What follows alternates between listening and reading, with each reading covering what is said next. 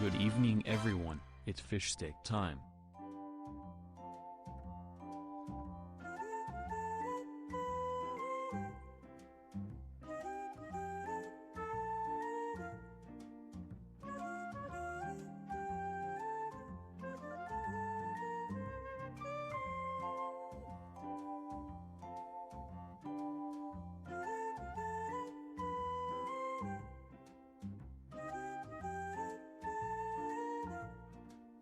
Hey, come on! You gotta let me back in! I'm a VIP! Does that stand for very inebriated pianist?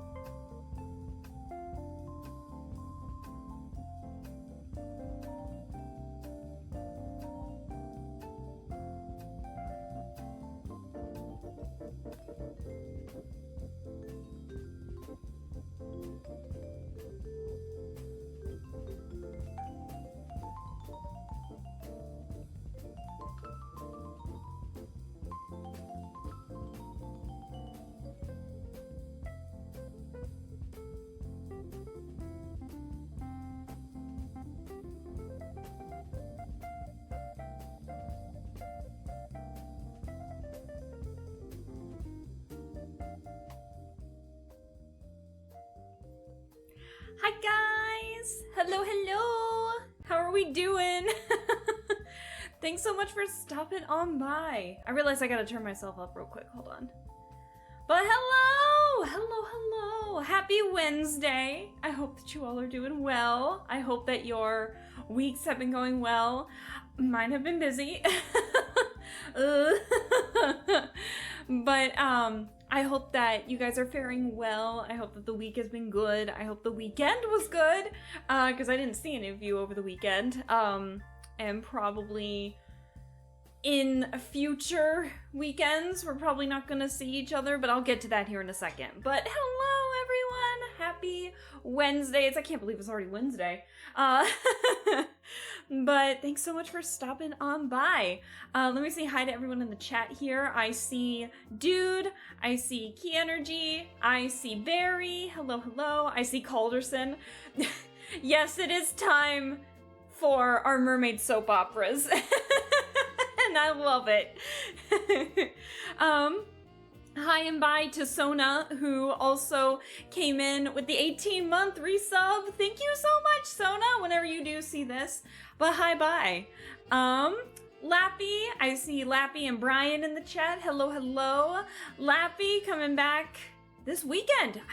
Already? Oh my goodness. Well, I hope that your trip has been fantastic.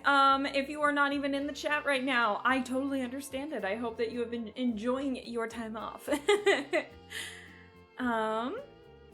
Yes, we need a Let's Get full volume. Okay, now you don't need that. But at least maybe a little bit louder, because I'm kind of alternating between audios right now to make sure everything works. And so, hey, that works. July is almost over too. I know. I can't believe it. It is the 29th right now. That is funky to think. I can't believe we're almost in August. I can't believe I've been in this apartment for so many months now, since May! What happened? And also, Man of the Lamb, hello, hello. Welcome on in. How are things? I hope things are well. Sorry for the squeaky chair. I'm in the process of getting a new chair. News. I've got some updates here that do affect streaming. Not as much as I was thinking, but it does affect streaming schedules and stuff like that. I have a lot of personal things that happened all at once over the weekend. The good news, Saturday was great. My parents came by. I have a new coffee table now that was made out of my childhood baby grand piano, which was a lot of fun. So it fit my space, the table, that because my parents turned parts of it into a coffee table. So they stopped by to drop that off, help me with some rearranging of a couple things, go out to eat. We ended up going on like a pretty big walk on this pathway that's really close to me. It was a lot of fun. And then Sunday hit, and it was a lot of, not related to my parents, but it was a lot of family drama, and that happened on Sunday. And it involved me having to drive over to a family member to see them. So everything is fine, but I think for the next couple of weekends, I'm already going to be pretty busy as it is, because not this weekend, but the next weekend, I'm actually going to have to be out of state to go to a wedding. I have to go to a different state for that. And I'm driving it. Hooray. And so there's that. So unfortunately, and then with this family stuff going on, unfortunately the next couple of weekends, I am going to be too busy to stream. So I will try to compensate as best as I can to stream more on the weekdays, but I also don't want to wear myself out, I'll be honest. So, yeah, we'll just have to keep in mind for that really my only good streaming days right now are sometimes Tuesdays, Wednesdays, and Thursdays for the time being, and I don't know how long that this is going to be, but we are going to continue having some fun streams. It's just you guys might be seeing less of me for the next couple of weeks, maybe. So I just wanted to get that out there. Stuff is going on, and it happened to just all happen all at once, because of course it did. Of course it did. Why wouldn't it? So anyways, I am going to try and continue to stream as much as I can. Obviously, we're going to be continuing, as Calderson aptly put it, the Mermaid soap opera today, that is Paranormasight, and we're obviously going to be continuing the Mermaid Mask tomorrow. And so, yeah, it's just, it's been a mess. So, Yeah, I apologize. I think I don't know if some of you got mad at me or if some of you, were anticipating a stream on Sunday. That just didn't happen. But I know I said it was 50-50, but yeah, it didn't happen, and I hope that I didn't worry some of you for the radio silence, but I think some of you were more worried about if the stream was happening or not. So anyways, I apologize for that, but for the foreseeable future, my weekends are not going to be available to stream. And that's that. That's the word. So you will see less of me throughout the weeks, but I will try my best to stream when I can. So, but it's all right. Hello, Raya. Hello. How are you doing? Thank you so much for stopping on by. How are things? I hope things are well. Now she can play her piano coffee table. Well, the thing is that the piano coffee table does not have the keys. Those are on another piece that my parents refurbished into furniture. And it's not the coffee table. Basically, this coffee table has the legs of the piano, the lid, and the pedals on the bottom of it. So it's actually quite simple, but they preserved it extremely well. So every time I sit in the living room, I'm like, oh my god, I have a coffee table now! And it's great. What was it? Do people compare you to Lilith from the Owl House? No one has made that comparison yet. Sorry. Hi, Val. Hello. How are you? Mad. Life happens. I don't know why we'd be mad about that. It's just, I know it happens often here. It's just, unfortunately, it feels like it's been happening more and more lately, and I feel really, really bad that it has been happening, so, oops. But, can you go vroom vroom with the piano pedals? Absolutely not. None of us will ever be mad. I appreciate that. I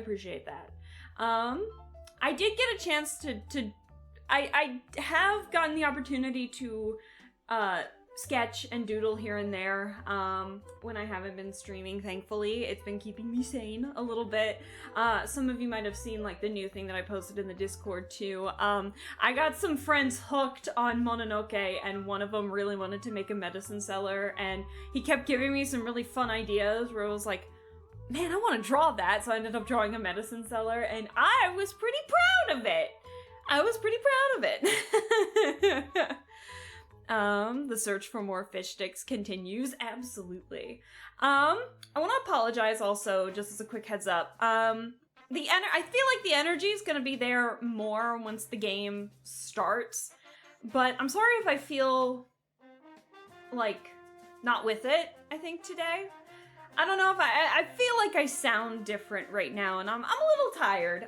Today was a really busy work day, and I did not, I feel like the time between when work ended to when stream started was not enough, I'll be honest. So, so unfortunately, I'm sorry if I sound maybe a bit out of it, or if I sound maybe a bit tired right now. That'll probably be okay once the game starts. So, but just as a heads up, in case I sound a bit tired right now, that's why. It's, ever since Sunday, it's been a week. Medicine cellar with fish sticks and the tamate bako. I think that's how it's spelled. You're close enough. I know what you're talking about. All right, got some water in me. So, where we left off in PARANORMASIGHT, we found out about a lot of stuff. So, Avi and Cersei met up with our police duo, Sodo and Yumiko, and they started catching up on some mysteries when they handed over their curse stones over to Yumiko. And so we're finally figuring out, everyone is finally starting to figure out how to dispel this curse.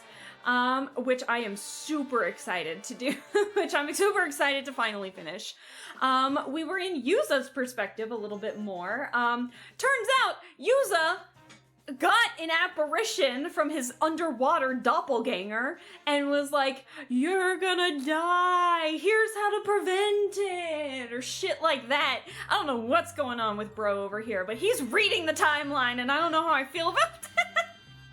So we tried to stop, and then Avi, being the man that he is actually collecting all the important stuff that we needed. I had a big brain move when it came to making sure that Avi doesn't die. And I made him live, which was fantastic. And so, we're on the right path, I think.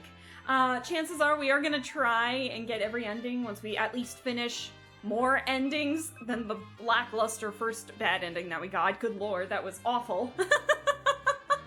But it's overall, I'm having a blast. This game is fantastic when it makes you feel a little bit smart. Do you ever just see Alaska and want to go... Why? That is your first time chat, Clockwork? No, I don't think anyone has wanted to do that either. Oh my goodness. Today, a 15-hour workday, already exhausted. Well, feel free to sit back and relax because it's audiobook day today. Yeah, that'll do it. Yeah, 15-hour shift, that'll do it. So if you need to relax, if you need to chill out, you know how lurker friendly we are here. If you fall asleep, I don't mind. That's what the VODs are for. But I'm excited to see where this goes. How much you want to bet the storyteller's gonna show up at some point?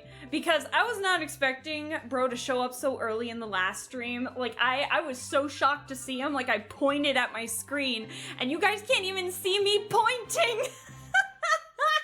I was like, oh, I was having a time. So... Oh, and then another big spoiler of a revelation that we found out.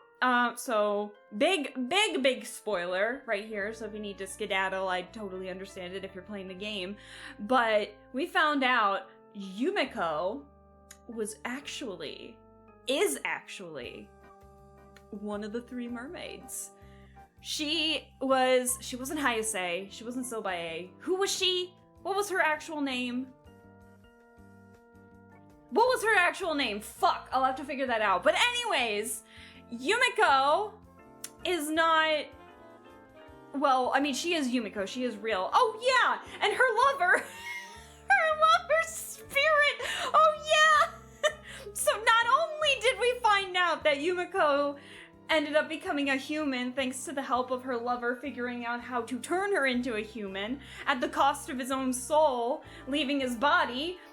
the soul of her lover's body, the soul of her lover is now in a dog.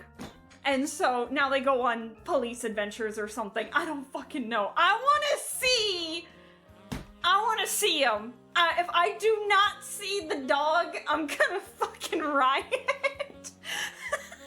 So everyone in chat was like, we need adventures with Yumiko, Soto the apprentice, because apparently the dog is now teaching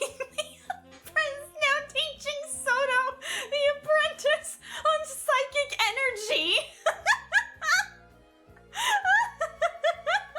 And so everyone in chat was like, we need this as like we need them as a spin-off right now. I want to see a spin-off of those 3. Yumiko, the former mermaid, Soto the apprentice, psychic, and the master, a dog.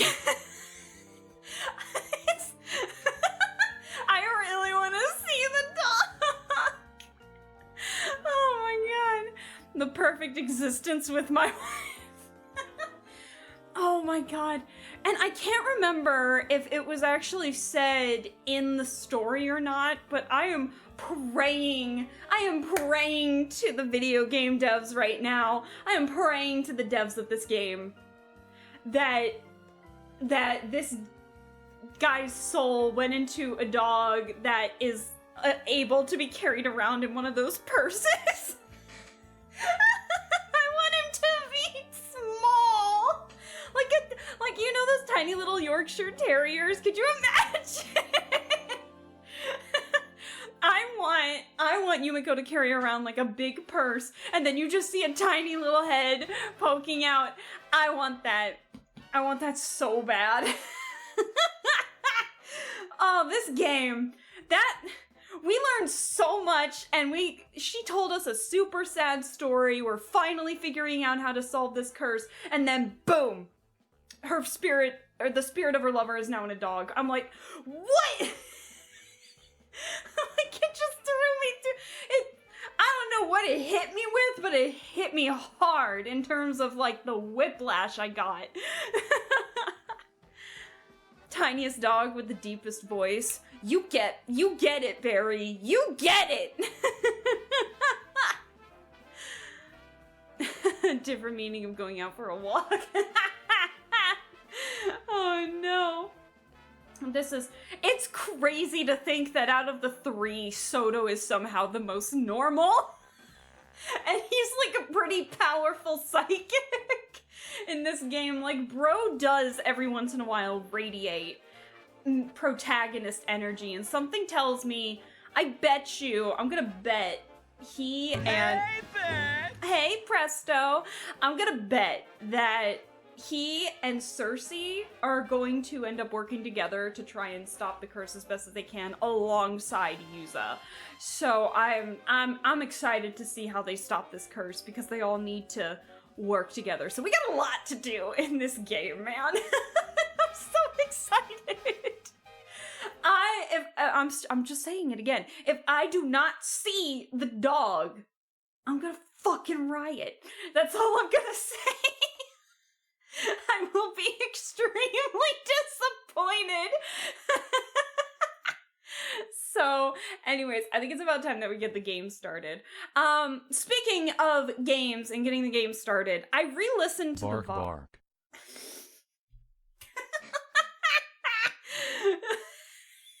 Just the monotone bark bark of it is so funny.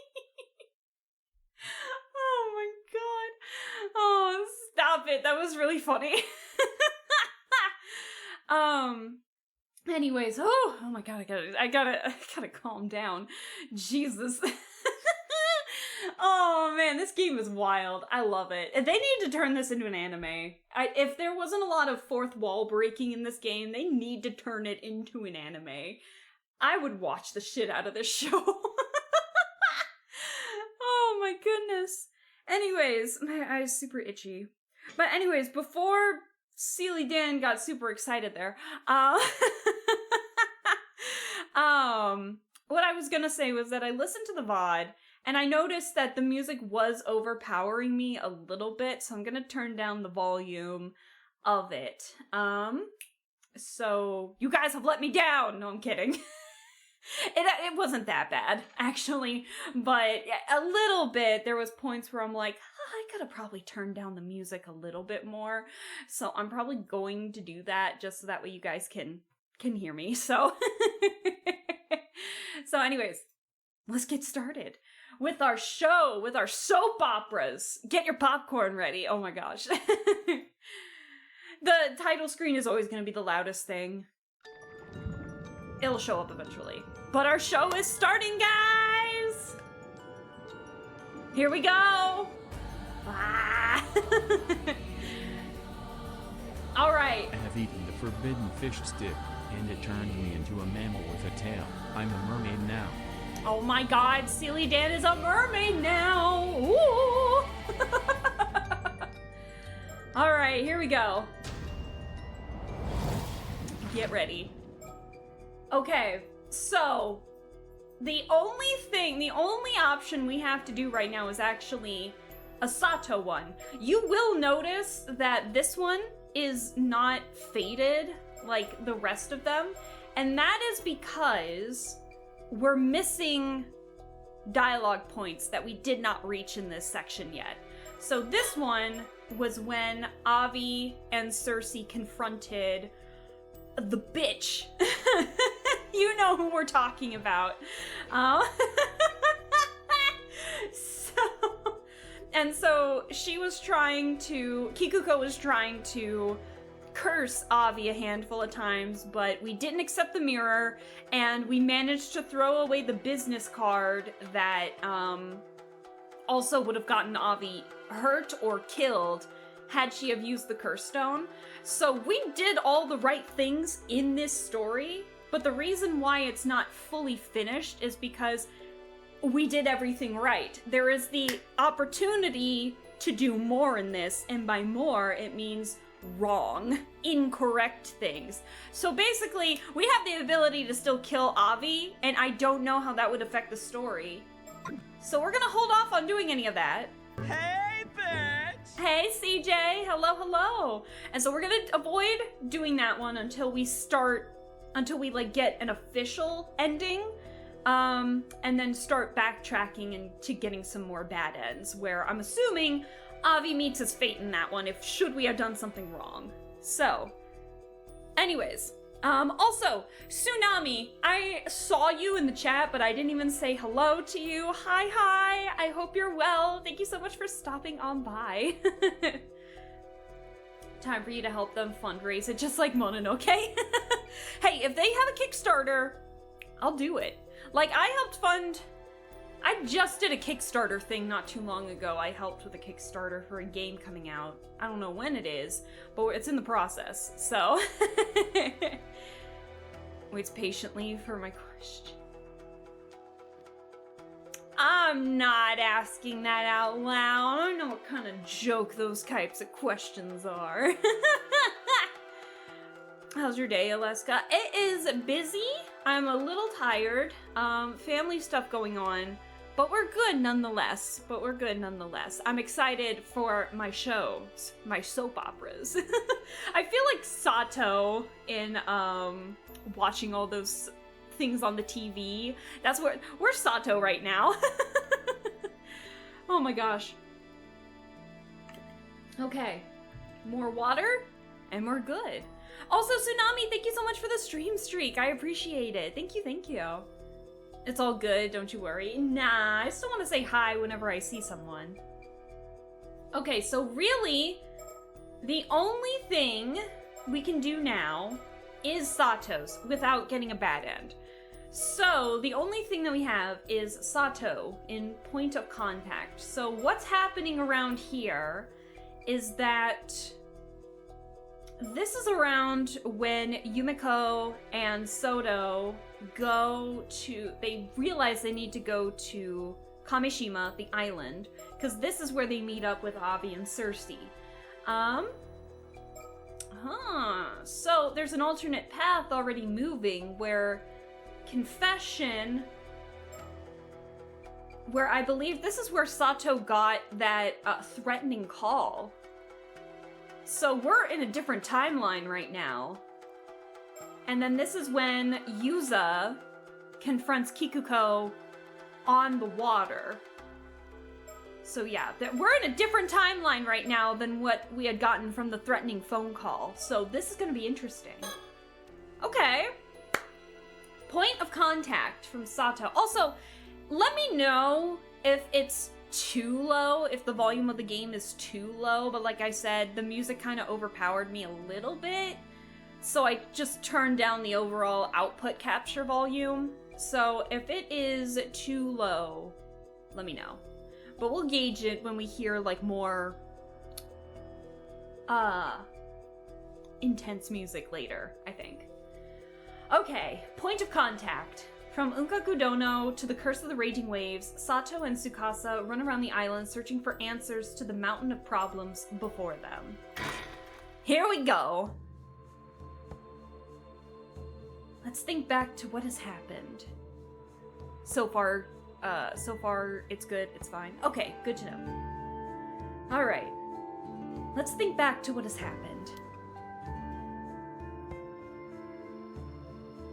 After calming down Tsukasa, who had the wrong idea after seeing me with Shotaro by the beach, oh yeah! Oh yeah. Oh yeah, that motherfucker. Oh no. CJ, thank you so much for the stream streak. I appreciate it. Thank you, thank you. That's a big streak. Thank you, CJ. The 20 stream streak. That means a lot to me. Thank you so much. Alright, after calming down Tsukasa, who had the wrong idea after seeing the Shotaro by the beach, I explained at the Kantekisho ruins that I was immortal, and that Mr. Wakamura was planning to hand me over to someone called Unkaku Dono, whom we now know is Tsukasa's father. Biological father. The two of us searched for a way to stop the curse of the raging waves. We also stopped by the Wakamura home to apologize to Shotaro, but no one was there.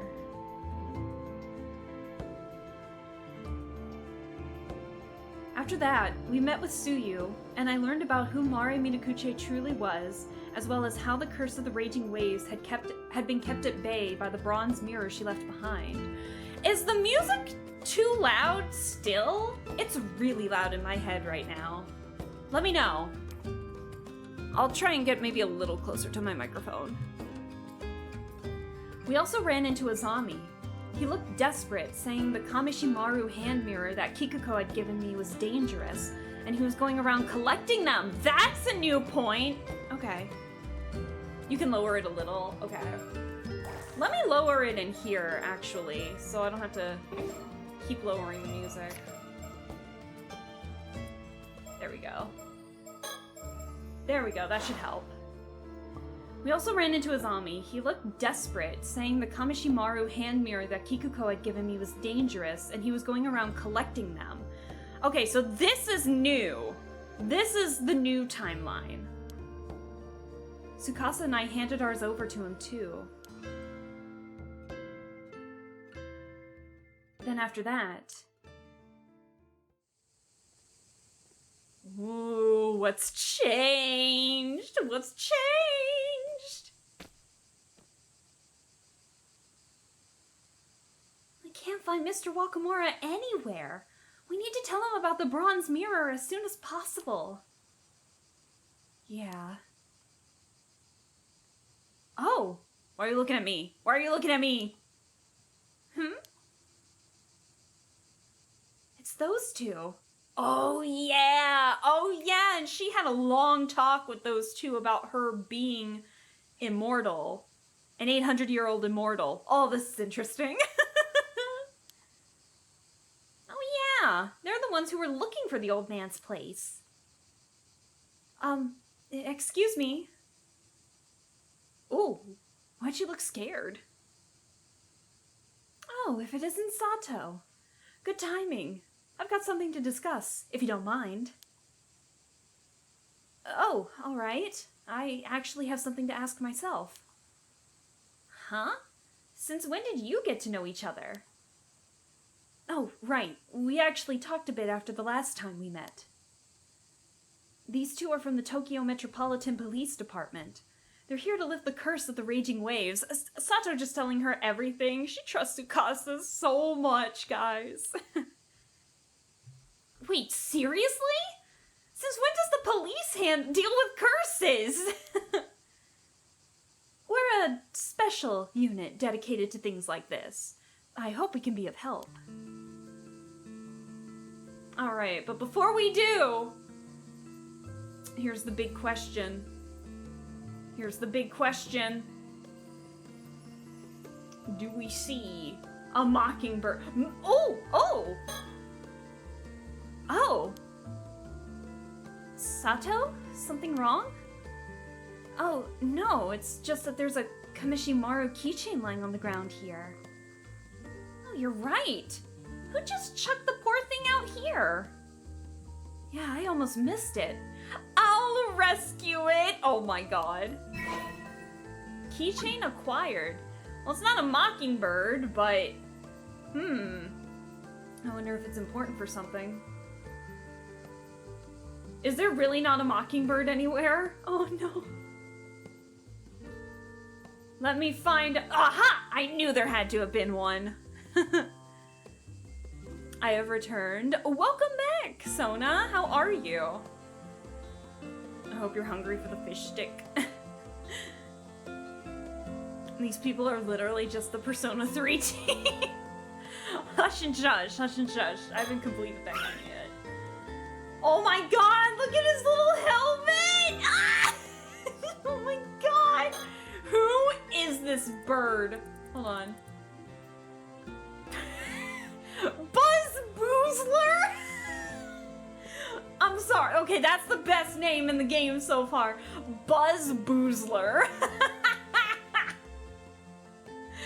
Buzz Boozler. Oh my god. We need to know about this bird after we finish this section. This is great.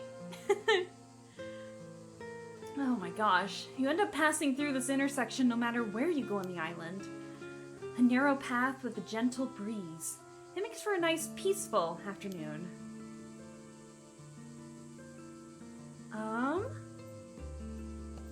Let's see. She seems like she's accepting it, but even Tsukasa probably didn't get everything from that quick explanation. Can't blame her though. I still don't fully understand it myself. Yeah, it's a lot going on, that's for sure. But why is she dressed like a housewife? She doesn't look like police at all. There's kind of a reason. That cloak must be so hot. How does he stay so calm and collected? Bro's like dying. Ignore that. Yeah, I think we're just gonna focus on the game here, bud. But sorry, I don't think I saw your previous message in the first place. Sorry, but I think we're gonna focus on just the game a little bit here because I've already gone on a tangent. We need to focus on this just a little bit. That bird sounds great at parties. A little bit. He's got 30 mini fans underneath that cloak. I would not be surprised. You spoke with them yesterday, Sato? Yeah, they're specialists from a special unit called the Paranormal Affairs Bureau. They even saw right through me. Wait, you mean they figured out you're immortal? Yep, first time anyone's managed that. Wow. I guess real professionals can figure out things like that. I guess. Okay, so we're done talking with that. Can we talk with both of you? Thank you for your time the other day. Oh, not at all. I'm sorry I couldn't be of more help. Okay, so we've talked with him. Alright, let's talk with the girlie herself. Mind if I start from my side, then? Oh, not at all. The good news, we figured out how to lift the curse of the raging waves. Really? You have? Oh, seriously? That's huge! The bad news is that we need a few things to do. We're in the middle of tracking them down. Well, if that's the case, let us help you. Oh, I think we know where everything is. Yeah, what do we need? Well, the first is called the Still Tide Mirror. A mirror used to hold back the curse of the raging waves. I know it! We know where that is! At least I think we do. You do? We just heard about it from Tsuyu Minakuchi. Oh yeah! It's all coming together! I see. 5 years ago, Mari Minakuchi tried to break the curse with that mirror but failed. That explains why people blamed her for the Southern Sea disaster. If the mirror from back then is still here, I can't fucking talk today, then it's very likely to be this fucking god, I can't talk. If that mirror from back then is still here, gotta talk like I'm in elementary school, then it's very likely to be the Still Tide Mirror. Yes, that's what we wanted to talk to you about too. I see. Thank you. Sounds like the pieces are coming together. Hell yeah, it's coming together. But there's still one more piece we need. A descendant of the Taishima people. Okay. Yuza, Avi, and Yumiko, playable characters, have all broken the fourth wall at this point. Is this now Sato's turn? Is Sato now one to break the fourth wall today? But there's still one more piece we need. A descendant of the Taishima people. Which likely means Mari Minakuchi's son, Yuza Minakuchi, would be our best candidate. Okay, never mind. She figured that out already. Yeah, that should work. Do you know where he is now? Not sure. We've been looking too since we wanted to pass along what Tsuyu told us. Alright, we'll go search for him.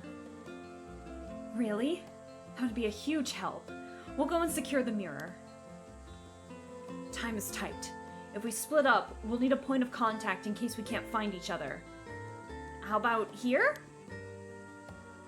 Could one of you stay in one place and handle communications between us? Good plan. Could one of you take that on?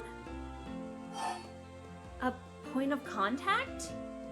It'd be best if it was all I have is Tsukasa. I'll go look for Yuza. Tsukasa, do you mind being the point of contact? Me? Sure, no problem. Let's see then. Well, I'll wait by the community hall on Chuo Street. There's also a phone there we could use. Okay, we'll make contact if anything happens. Thank you. This will be a big help. Don't die, Tsukasa. You're on your own. Alright then. We'll retrieve the bronze mirror first, then track down Yuza Minakuchi and work on lifting the curse. Okay then, Sato. Good luck! If you find Yuza, please tell him everything that Tsuyu told us. Excuse me. I will. Leave it to me. Look at her determined face. She's ready. I'm ready! Oh my god. Oh, okay. Wait a second! To this claim? Into the sanctuary. Hold on. Claim. Sato entrusts Tsukasa with being the point of contact while she goes to search for Yuza. And then after taking steps to distract Kikuko from her plot to unleash a curse that will cause a mass murder on Kamishima, Yuza asks Azami to retrieve the hand mirrors. Kikuko distributed across the island. Shortly after, Yuza is summoned for an audience with Yumiko Shiki. Okay, so it kind of looks like we need to... It looks like Sato's timeline thing happens before this. That's interesting that we get both at the same time. So, I kind of want to do Sato's first. Just because, timeline-wise, that would make the most sense. But why did we get both at the same time? Uh-oh. Why do I feel like that's bad news? Uh-oh. Anyways. Oh my god! But we have bigger fish to fry right now. We need to know this motherfucker. The gray-faced buzzard. The Buzz-Boozler. The Buzz-Boozler. I cannot believe that name. A wanderer who wends his way into town each spring, seemingly appearing out of nowhere. In truth, he's a secret member of the Rebels' Roost Delinquent crew. Oh, and a fearless fighter, taking advantage of the ambitions of the Gull Father, the sharp-witted schemer of the Ocean Outlaws. He plotted to upend the current power balance of the Mockingbird world! Oh my god. Best character so far. We need a spin-off of the Mockingbirds, I swear. Look at this relationship chart, man! And then this is the Gull Father. My man. Bird. Yeah, You get it, Barry, you get it. So we're only missing 4. So we're getting there. We're getting there. Actually, other than Kikuko's challenge,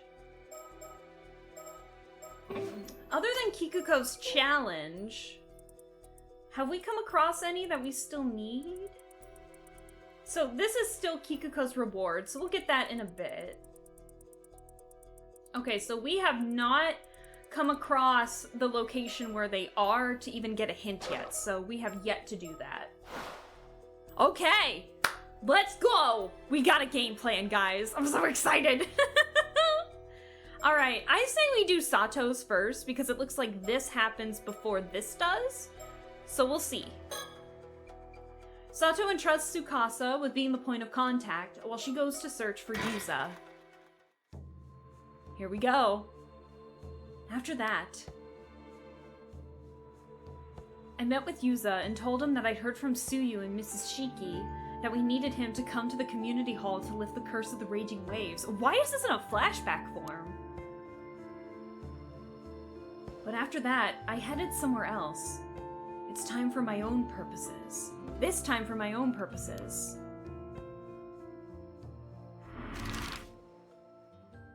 Oh. Oh, interesting. Huh. I don't know. I don't know what we're picking first. I guess we can go to both.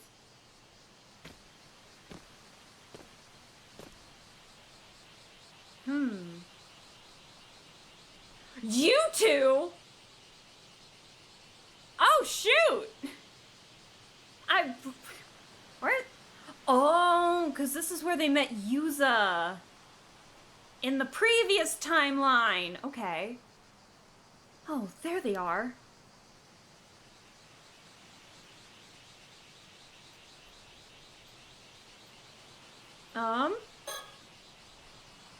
There's a small lookout plaza in front of the lighthouse where you can see the sea, probably meant for tourists. Come to think of it, I've never really come here all that much.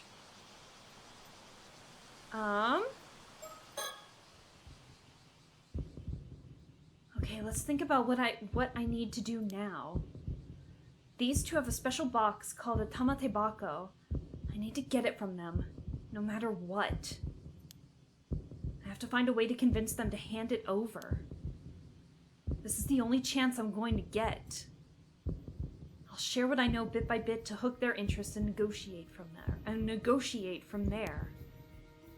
Really not sure how I can pull this off, but I have to try. Why? Why? I want to search for a mockingbird, but why do I get the feeling when I turn back around they're gonna be looking at me, and that's gonna scare me. Okay. They must have their own reasons for finding the tamatebako. If I can get them to give that up, maybe they'll hand it over to me without too much of a fuss. What's the best way to approach this? Why do we need the tamatebako? Why do we need it? Why do we need it? Because, do you want to live longer? Sato, does she want to live longer? She really only has like a day or two left to live. Is she gonna try to see if she can use it to live longer? I don't know.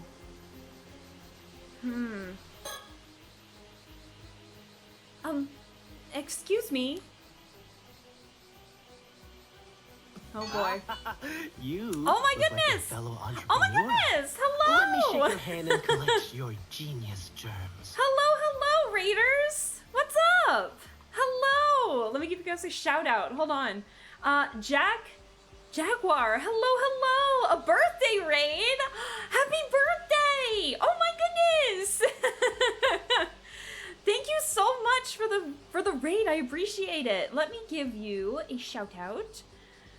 And I'll definitely... Oh, that's such a cute little picture. Oh my goodness. I'll have to check you out later. For sure. But thank you so much.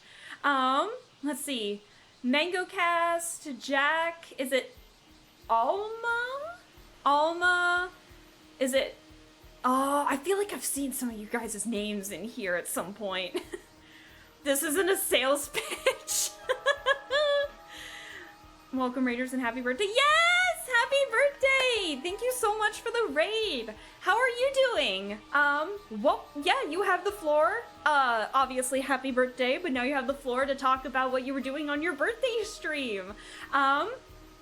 And you have the floor if you need to lurk to do any after stream stuff, or if you need to raid and run. I totally get it. We're super lurker friendly here. We're very chill here. So feel free to do what you need to do, but you do have the floor to talk about what you did on your stream if you want to, Jack. But as you're doing that, I'll give my little pitch here.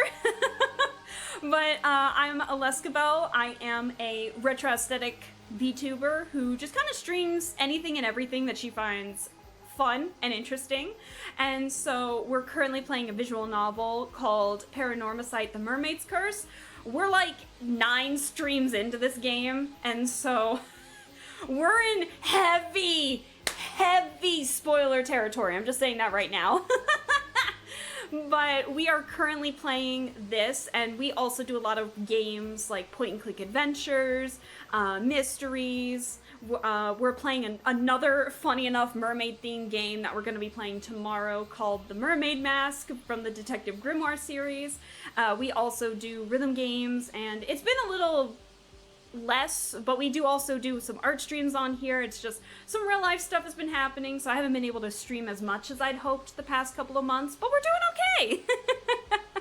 So really anything that catches my eye, I'll play, and unfortunately that's not like the normal popular stuff, but I like what we're playing. We're calling this our mermaid soap opera right now. I was celebrating my birthday playing some party games on the GameCube. Oh, that sounds fun. What games were you playing? Was it like, does Mario Party have a GameCube game? I was a PS2 girly growing up. I was a PS2 girly. I'm sorry. Love your outfit, by the way. It's really snazzy. Oh my goodness. Thank you, thank you. Hold on. You want to see the best part that you can't really see unless I zoom out? The go-go boots! So overall, I mostly just stream for, what's the word I'm looking for? More casually. So anyone is free to lurk, anyone is free to chill out, anyone is free to ask questions. I will try my best to answer, but again, I am forewarning you guys, we are playing a visual novel called PARANORMASIGHT, The Mermaid's Curse. It's the second game in the PARANORMASIGHT series. We're 9 streams in, and we're in heavy spoiler territory. Like, we got hit with a lot of lore last week. We're gonna get hit with a lot of lore this week. So, if anyone has any questions, I will be more than happy to answer wherever I can. But it's very visual novel heavy, so we tend to do... We have a lot of people lurking, I think, for the visual novel side of the streaming here, but I like talking out loud, so these games are right up my alley. We played Mario Party 6, Super Monkey Ball 2, and Mario Kart Double Dash. Ooh, those sound like fun! How many times did you win? Hopefully a lot. Hopefully they didn't, like, grind you in the dirt. They gave you some birthday mercy. But that sounds like a lot of fun. I'm glad that you had a fun birthday. And again, happy birthday. Oh, excuse me. I have a bit of an acid reflux thing going on right now, so I apologize if I have to, like, pause talking for a second. Alrighty, so we had some scuff with Mario Party, but we were even on wins with Super Monkey Ball. I really need to play Super Monkey Ball. I know the character because I play a lot of Sega games, but Super Monkey Ball is like one of the few I have not played. I've always played it at like a friend's house or something growing up. I never had one of my own. But I love I so much. What did I played a lot of Sonic games growing up. I own a lot of Sonic games. And I've played Knights, Space Channel 5. I know a lot of Sega. So, but anyways, so chat, how do I describe to the new raiders what the hell is happening in this game? So I don't know how to explain what's happening right now. So anyways, I will try my best. So I did not mean to click, that was my bad. So anyways, this dude's name is Avi. This girl's name is Cersei.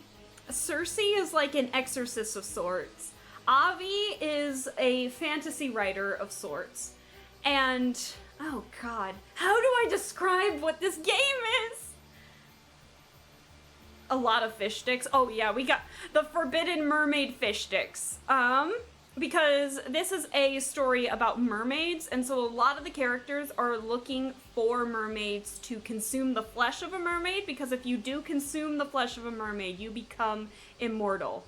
Shockingly, that is not the main plot of this story, but you think it is. Cursed Island, cursed fish sticks, and immortal mermaids. Yes. So, Avi and Cersei have an item that called the tamatebako that is used to purify mermaid scales that you can then consume to become what's called an 800-year-old immortal. So you're not immortal, but you just live for 800 years since when you consumed the mermaid flesh. The character that we're playing as, her name is Sato.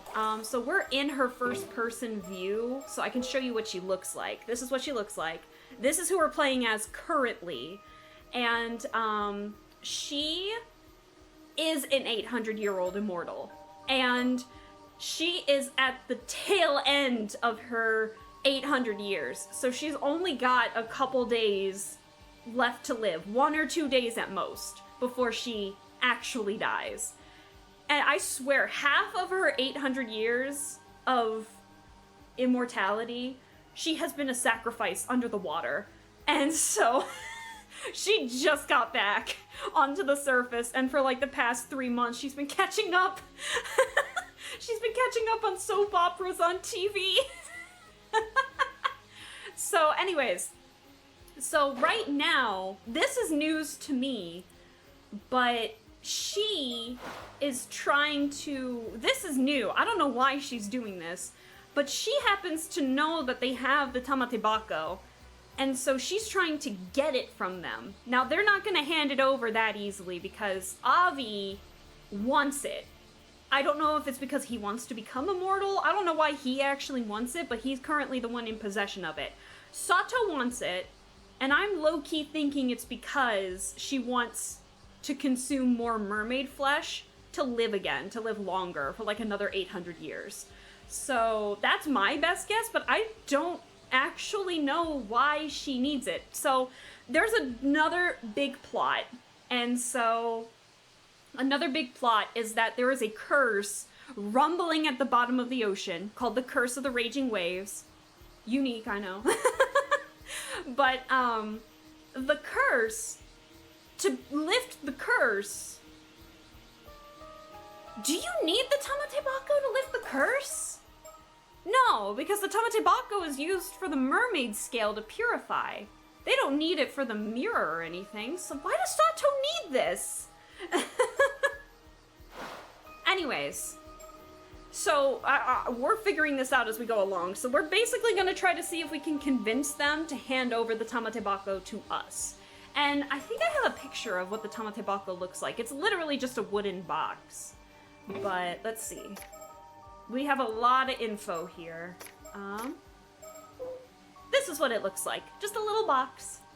A relic used by mermaids who once lived near Taishima, which is like an island that sunk, but it used to keep mermaids safe, basically. But it did sink after it was raided 400 years ago. I know, so I'm sorry, Raiders, you came in at a really confusing plot, but I will try my best to explain what's happening. I have to admit, I don't really play any story-driven games. I totally understand that. Feel free to ask away. There is no voice acting, so you're stuck with me having to do all the voice acting. But it's overall an interesting story. I'm very much enjoying it because this game also has a few extra fun little features. Bitch! Hey Jester, hello, hello, because this game also has a lot of fourth wall breaking game mechanics in this game too, so it does add a fun little twist to the visual novel genre, I think. Anyways, so Avi had said you rang, and us as Sato were saying, yes, could I speak with you for a moment?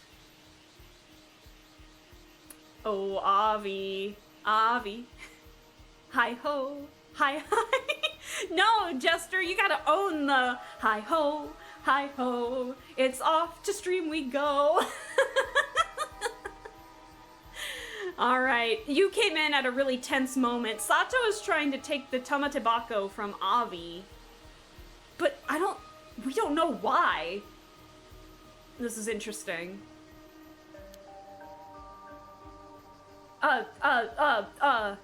Permission granted? What did Sato say? I know you don't know me, but permission granted. Oh, thank you. Oh, don't mind. Beware! Beware! There's a lot of fourth wall breaking in this game. Oh, don't mind him. He always gets a little carried away. Right. Oh, here we go. We have a few channel points here and there. So you're Avi, an author, and Cersei is here as your guide. Indeed. Great to meet you, Sato. Why do you look tense, bro? I've actually heard talk about you around the island. Oh yeah, they gained themselves a pretty bad reputation because they kept asking about mermaids all on this isolated island called Kameshima. And a lot of the residents are pretty weary of these two now, I'll just say.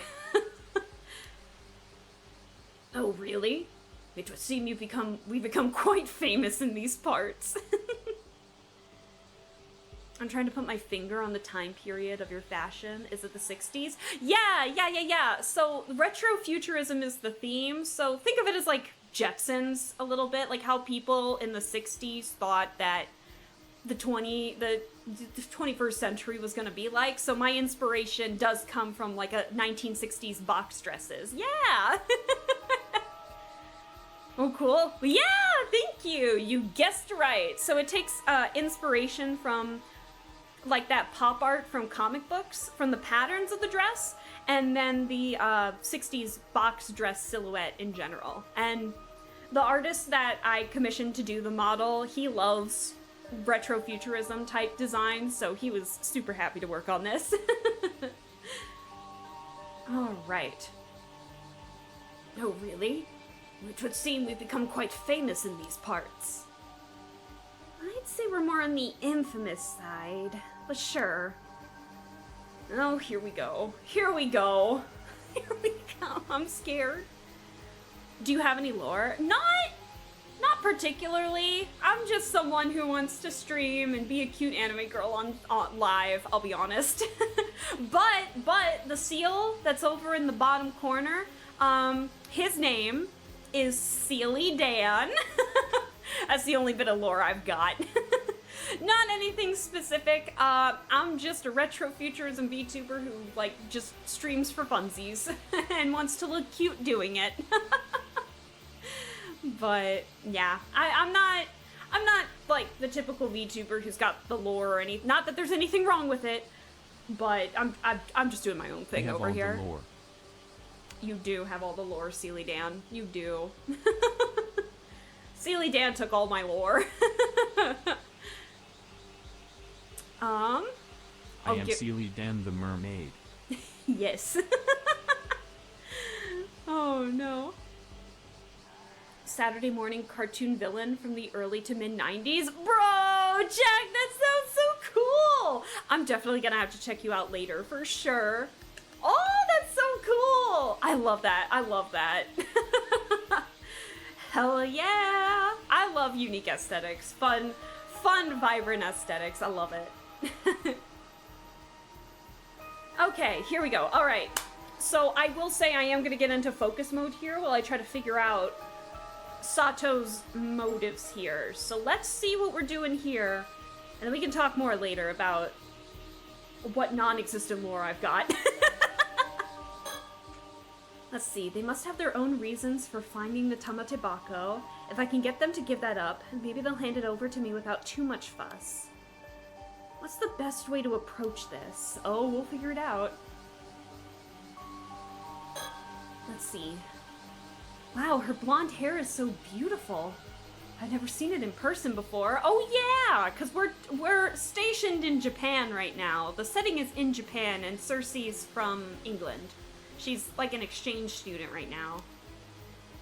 And her outfit also looks so unusual. Maybe it's traditional clothing from her country. Absolutely not. And then Avi. Now that I think about it, this is my first time meeting someone from overseas. They do feel different somehow, but I can't quite put it into words. So Cersei's from England, Avi is from the States. We don't know where, but he's from the States. Let's see. Hello? Oh, hello. That's interesting. She might be reading that we're immortal. I sense something peculiar about you. Do you? It's definitely strange, but I can't quite put my finger on it. Are you really human? Huh? I think so. Oh, girl just got busted. I forgot Cersei could probably read that. Hey now, Cersei. That's an awfully rude thing to say to someone. Do forgive her. She still doesn't quite know how to start a conversation. No, it's fine. Oh, God. I wish I could bottle up all the style and feel of the time. It's awesome. No, I feel that. There was me not too long ago. I was in like a Frutiger Arrow stage there for a little bit. I even gave my model, I even drew up a design for my model and everything. For funsies. So I totally get that, Jack. Where it's just like, sometimes you just want to take an aesthetic and just keep it. Default to the American being from Boston and use the appropriate vernacular. Boy, Japan is wicked awesome, kid. Oh, man. Sorry. No, really, it's fine. No, it's okay. Okay, here we go. Oh, boy. What the hell was that? She just comes out and asks if I'm human? How in the world could she tell something was off? She doesn't know what I am, right? Everything should be fine. Everything's fine. Everything's great. I heard you were searching for a mermaid. Is that true? Oh, tell me, young lady, do you perchance know of a mermaid? No. Because if so, you must tell. I'm sorry, I'm afraid I don't know anything about any specific mermaid. He looks so upset. Look at him. Oh, please don't be so disappointed. Oh, I feel bad now. You see, I'm rather interested in mermaids, so I was hoping I could ask you a little more about them.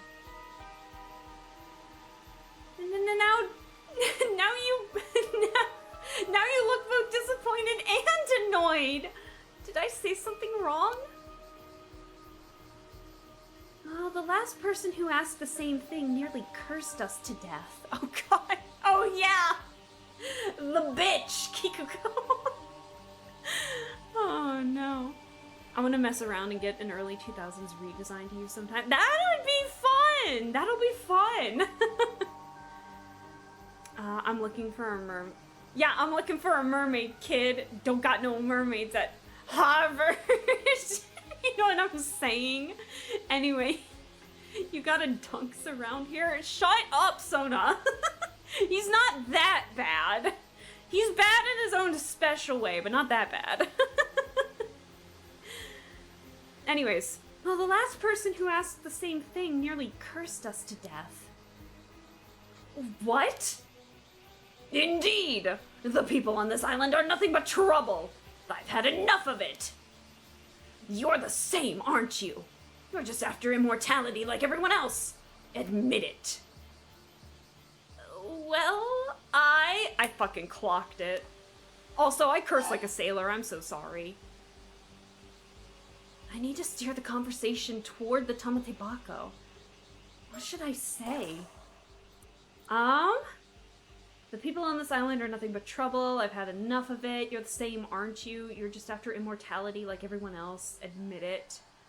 I need to steer the conversation towards the Tamatebako. What should I say? Well, okay, so this could go both ways. So far, telling the truth has been very nice, actually. Telling the truth has actually been pretty good. And the Tamatebako is needed for the use of immortality. But Avi is, like, not having it. So... Chat, I'm gonna make you do it. Do we admit that we're looking for... that we're after immortality, that we're after the Tamatebako, or do we deny it? Do we admit it, or do we deny it? Curses and...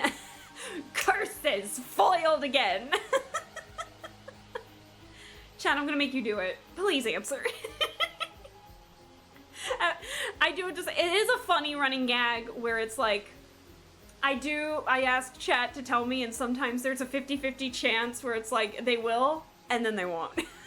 And I say this affectionately, but sometimes I'm over here like, chat, pick for me, and chat just knows what I'm doing, so they don't answer. They can read me like a book sometimes. Admit? Okay. Okay, Brian, I'm assuming that yes is for admitting it. Yes? No? Perhaps so? We're already an hour in and we have not gotten that far in the story. Oh gosh. Well? Admit maybe? Nah, you can't turn your back on it now. Well, I mean, you know, on the bright side, we can always go back. I keep forgetting that we can always just go back. So, if we get it wrong, we're not gonna have a story like what we did with Avi where he didn't get cursed. We can be wrong sometimes. Watch me. Watch me run away from this timeline. Okay, fine, we'll admit.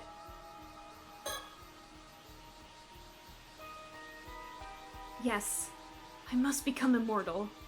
Everything depends on it. Okay, let's see what happens. If you know anything, I sincerely ask you to tell me. Aha! There it is! Your true colors! I knew it! You'd think I'd just hand over the Tamatebako I struggled so hard to obtain? Whoa, not Avi! Calling himself out that he has the Tamatebako.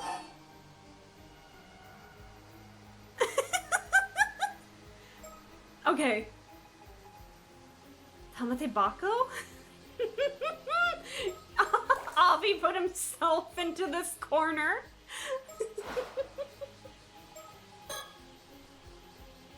Oh, so you really have the Tamatebako? What's that? I've never heard of this Tamatebako. But you just said you wouldn't hand it over to me. No. You are mishearing things, young lady. I have no idea what you speak. Please, I really need it. Alas, young lady, our research has made one thing clear. Trying to meet a mermaid in this place is futile.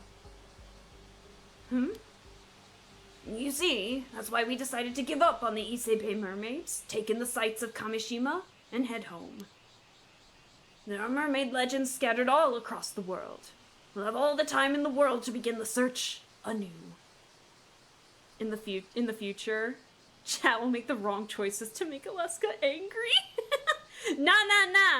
At that point, I could just blame you guys if I ask for help and you give me the wrong answers. I can be like, look what you did, chat. Look what you did, chat. Oh. So it really is that hopeless. Plus, we can't linger on this island much longer anyway. Cersei's condition and duties are also starting to be an issue, you see. So we must be taking our leave here. Hold on. No, come back. They left. Damn it, that was no good. What are you trying to accomplish? Why do you need it? Is she planning on becoming the sacrifice again? Is that why she wants to become immortal? To be a sacrifice if needed? Again? Nah, we're going back.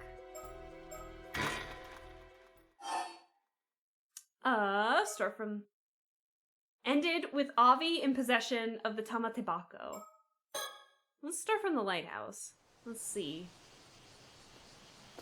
I like how they show the ending of, like, what ended. Okay. I don't think I need to do this. Here we go. So we know that...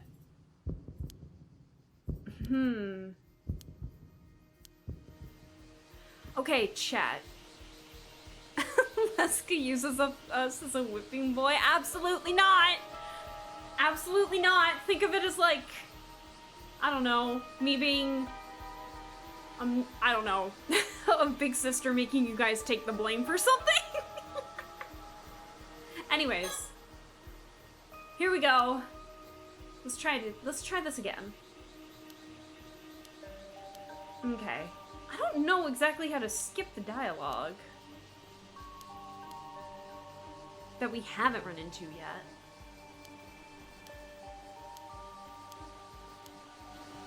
Okay, here we go. I don't think we need to do this, but might as well trigger this just in case. In case they ask. Okay. Okay. And then you, Avi. Here we go. I heard you were searching for a mermaid. Is that true? Do you perchance know of a mermaid? Because if so, you must tell. Why does it look like he's looking at me?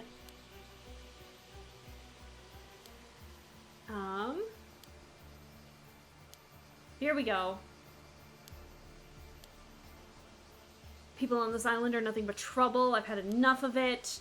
You're the same, aren't you? You're just after immortality like everyone else. Admit it.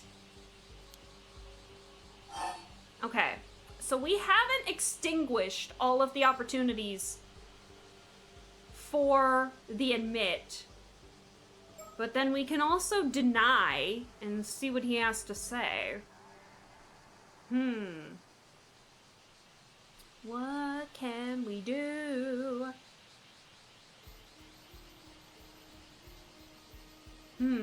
So either we can admit it and be a little more straightforward with the Tamatebako, like being like, please, I need it, and not give him a chance to backtrack his words. Or we can deny it and see what options we have there.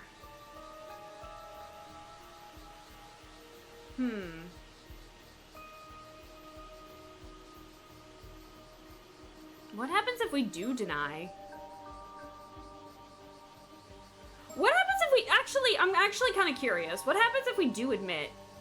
Because we did get the Tamatebako from this.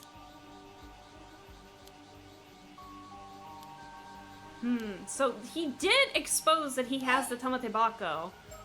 What happens if we, like, don't give him an opportunity to backtrack and we were just like, please, give me. Please. I need it no matter what. Oh, look at the fire in those eyes. Looks like there's more to this. Very well. Tell me. Okay, we just had to pick the other option, okay? Tell me your tale. If it arouses my spirit as an author, then I might just be persuaded to hand the box over. Really? Alright, let me explain. Oh, bitch.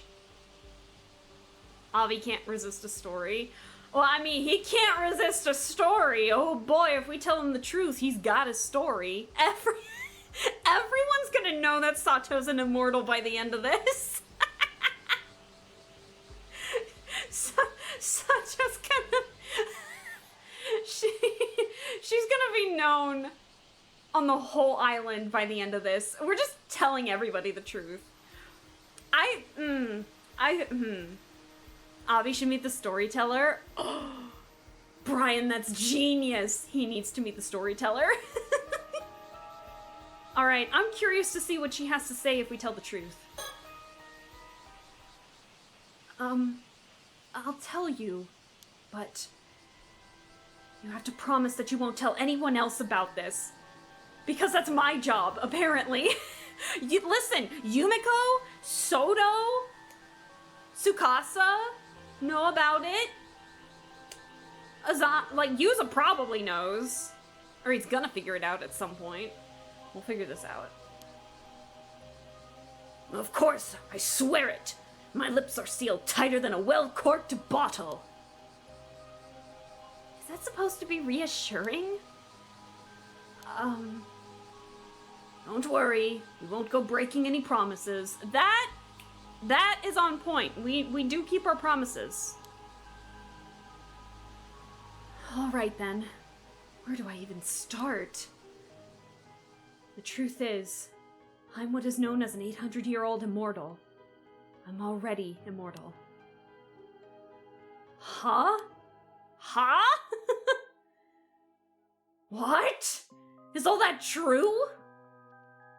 Wait, are you trying to say that you're... What? No, I can't fucking read. Wait, are you trying to say that you are that Osato from Kusawa? The real one? Yes, that's probably me. Oh. Their faces! So that's why you're doing all this? Wait, no way. Are you being serious? Yes, completely serious. Which is why I need that Tamatebako, no matter what. You realize what you're saying is crazy, right? Anyone else would be dead against it. Is she gonna try to make herself another sacrifice? Girly was already a sacrifice for 400 years. You better not do the same here. Please. All I need is that Tamatebako. Avi, what do you think? I'm hearing the anime music in the background. Like, please, Avi, please. Are you sure you're alright with this? I can hardly call it sane. Yes, this is what I want more than anything.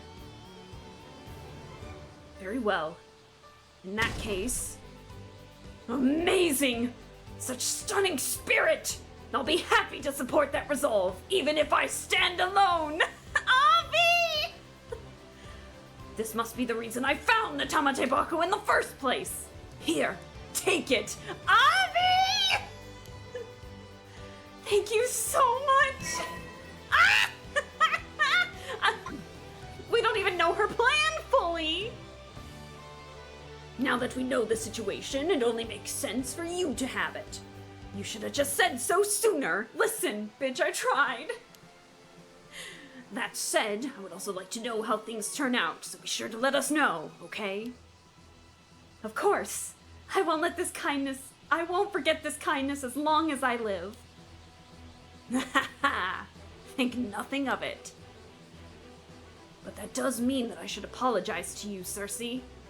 After all that trouble we went through to get it. Well, you seem enthused enough by this turn of events. If you're happy with your choice, I don't mind.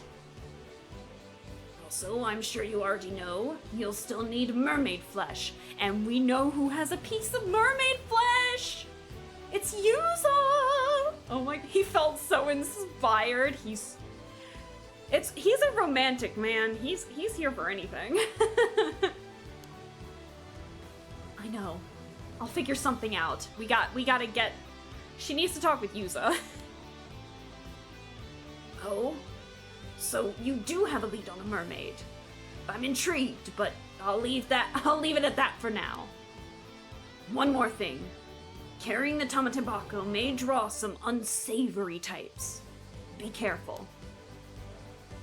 Oh, I don't like the sound of that. Well, we're heading back to the mainland to look for them anyway. Oh yeah, they're looking for Ikoma! Oh yeah, that's right! Ah yes, after sightseeing on Kamishima, we were supposed to return post-haste. I see. Well, thank you. And good luck. Oh my god. Oh my god! So much is happening. Oh my god! So much is happening. So we still have to go... Are we seeing Tsuyu or Yuza at the Minakuchi residence?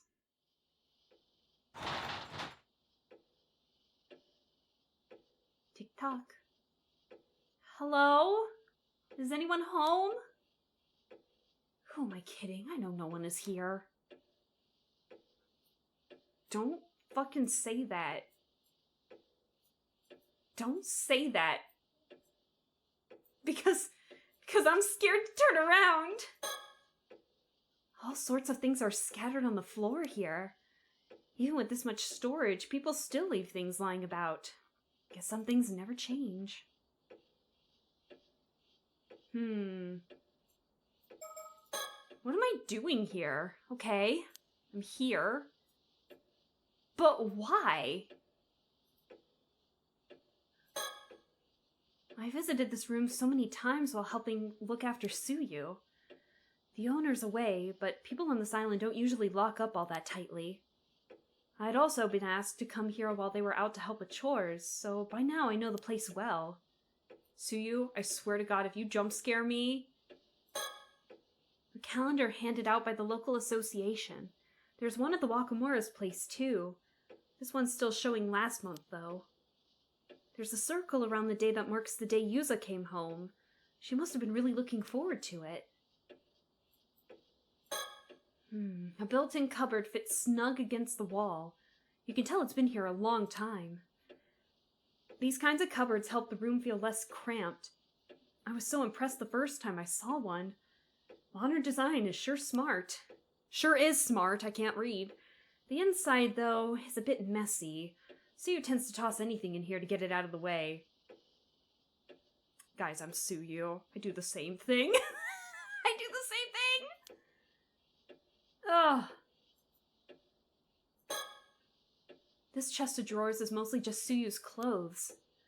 I've helped put away the laundry, so I have a rough idea of what goes where, but they're still her personal things, so I shouldn't open it while she isn't here. Tsuyu, I swear to God, if you show up and scare me, I'm gonna be very upset. Ooh! Mockingbird! What's this? Oh my God, Mockingbird. Who is it? It's the number 4. Tutton TL! Tutton TL. Look at that. Oh my God, look at that boa. Oh, he's got a little whistle! Oh my God, what a cutie! Oh my goodness. What a little cutie.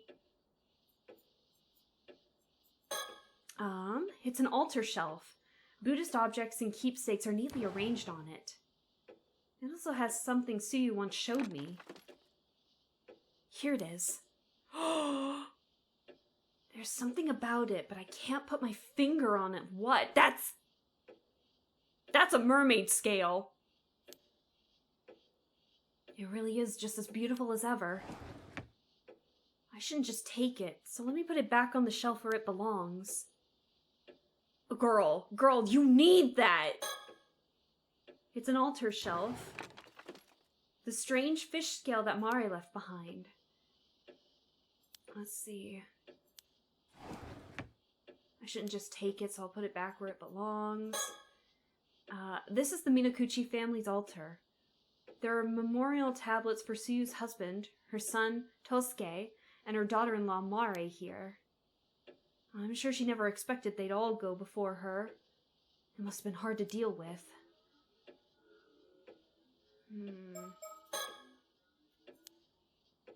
God, why do I feel like Suyu's gonna show the fuck up and scare me?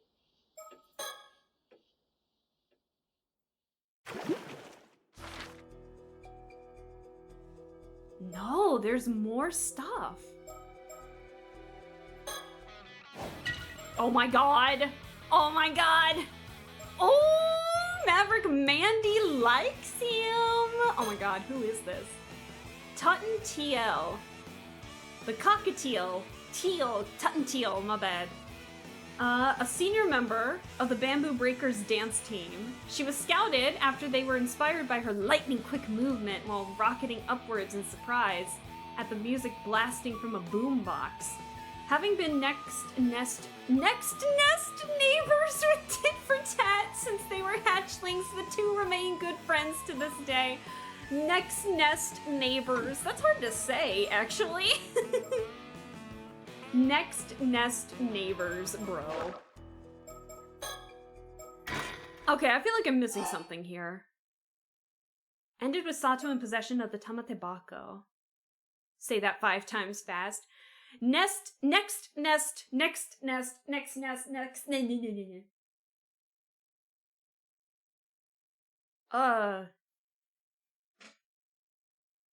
The fuck?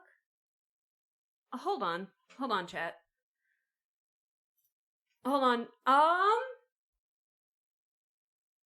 Why is that open? I just realized something. Hold on, chat. I'm gonna be right back.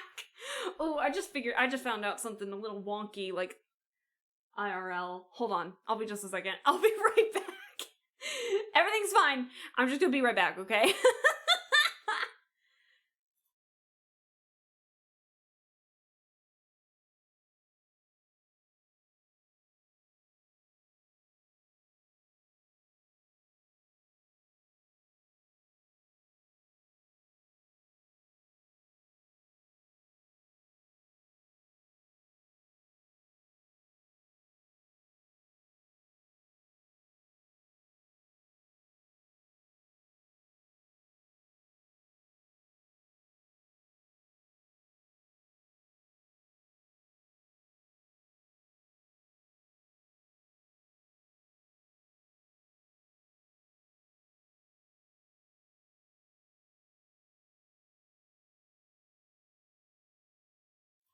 Okay, hello, I'm back. My breaker box is in this room, and so when I stream, I close the door, and to avoid sound echoing into the living room out the door, because this room isn't anywhere near, it's not adjacent to my neighbors, but I want to make sure that I'm not bugging them with any yelling or stuff that I do. And the breaker box is behind the door, and so normally, because I had that door open to let air in when I'm not streaming, I don't see the box all that much. But the breakers, the door was open on the breaker box, and it has not been open before. So, I don't, I feel like I'm just overreacting. I think it did feel pretty weak when I went to close it, so it's probably just a weak latch. But that scared me a little bit, I'm not gonna lie, because that's why I looked over and was like, wait a second, why is that open? Why is it open? So, I know they check every once in a while, like every 4 months, they check to clean filters in here, but normally they send a text about that from what I hear, so I don't, and I haven't asked for any maintenance either, so like, I think it's just a weak latch, personally, but it did spook me a little bit, so I just want to make sure everything was good. Okay. We're good. Everything's fine. We're good. I think I'm just psyching myself out. I think it's just because we're playing all these mystery games right now that my brain is just like, mystery? Maybe? I don't know. It could just be me. Anyways, we're good. We're going back to the Minakuchi residence because I need to know what this is.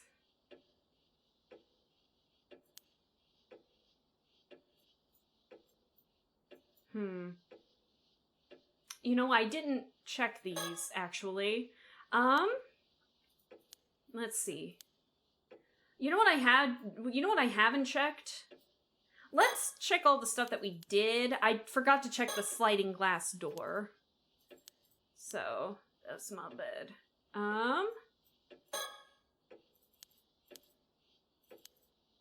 Let's see.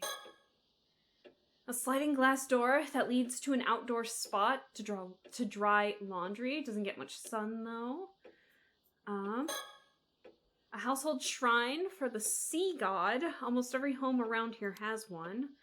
Before heading out to sea, everyone always stops to pray here first. Once they come back safe, they pay respects again to give thanks. Interesting.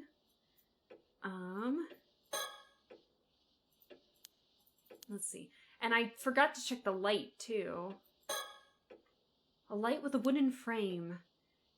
Looks like this design evolved from those old lamps with paper shades. I'm glad this older look still turns up here and there. Yes, very nice indeed. So we got the mockingbird from here. I just don't want to get jump scared. It's a table. Oh. It just opened by itself. The breaker box just opened by itself. It was that. Okay. I heard a tiny little thud. I was like, what the fuck was that? Latch is open. Latch is just weak. Phew! Oh, that's actually kind of reassuring. I'm not gonna lie. Oh my god, that spooked me. God damn it, breaker box. Oh my god. Oh my god. It's a table. One of those really low tables that's perfect for flipping over. I know because I see it on TV all the time. But with nothing on it, there's not much point in flipping it over, is there? Listen, you don't know. You don't know when a table flip is necessary. This is the altar. Alright. But I can't put my finger on what. I shouldn't take it. So let me just put it back on the shelf where it belongs.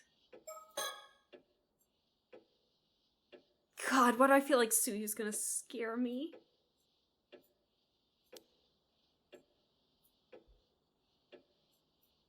I don't think there's anything else I can check. But we know it's there, so...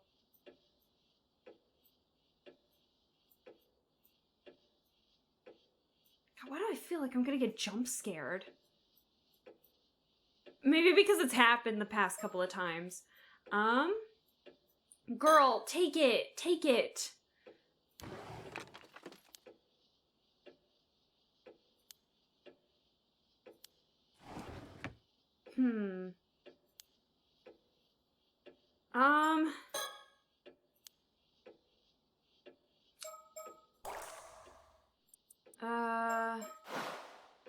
I guess there is nothing else we can do. Interesting. Okay. So there's still multiple options we can give this. This game gave Aleska a phobia of turning her back. It did! It did! This game does scare me a little bit with that because it's such a silent horror, you know? Like, there's no sound indication for it. It's just, boom, someone's in your face. And I'm like, I hate that. I hate how silent it is. It's awesome, but I hate how silent it is. I guess there isn't really anything we can do from here. So we do have the Tamatebako, though. So now that is in Sato's hands. So I guess To the sanctuary? After taking steps to distract Kikuko from her plot to unleash a curse that will cause a mass murder on Kamishima, Yuza asks Azami to retrieve the hand mirrors Kikuko distributed across the island. Shortly after, Yuza is summoned for an audience with Yumiko Shiki. She's gonna find out he's the other immortal. Here we go. Ah, there you are. You're Yuza Minakuchi, correct? And so we're playing as Yuza in this. That's me. I was told to come here, so here I am. Were you sent here too, Azami? Who, me? Nah, I was just passing by when I heard about what was going on, so I decided to wait here for you. True bro right there. True bro. Thanks, Azami. So, as I understand it, you're the two brave police officers who were sent out here from Tokyo to deal with the curse of the raging waves? Brave? I wouldn't go that far. My name is Yumiko Shiki, and this is Soda Kiryu. Pleased to meet you. Am I mistaken, or did the two of you visit Kamishima yesterday as well? It almost seemed as if you ran away at the sight of me. Really? Did I do something to scare you off? Dear me, you noticed us, did you? My apologies. I'll explain everything shortly.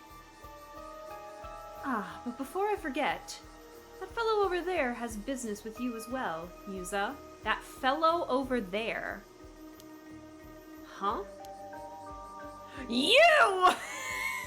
Walrus man! Why are you here? Mr. Wakamura! He was fairly suspicious of us at first, but it seems we have finally earned his trust. Oh my god, he listened for a change? Bro. He kindly agreed to assist us in putting an end to the curse of the raging waves. Wait, really? Really. But tell me, is it true you're already familiar with this curse?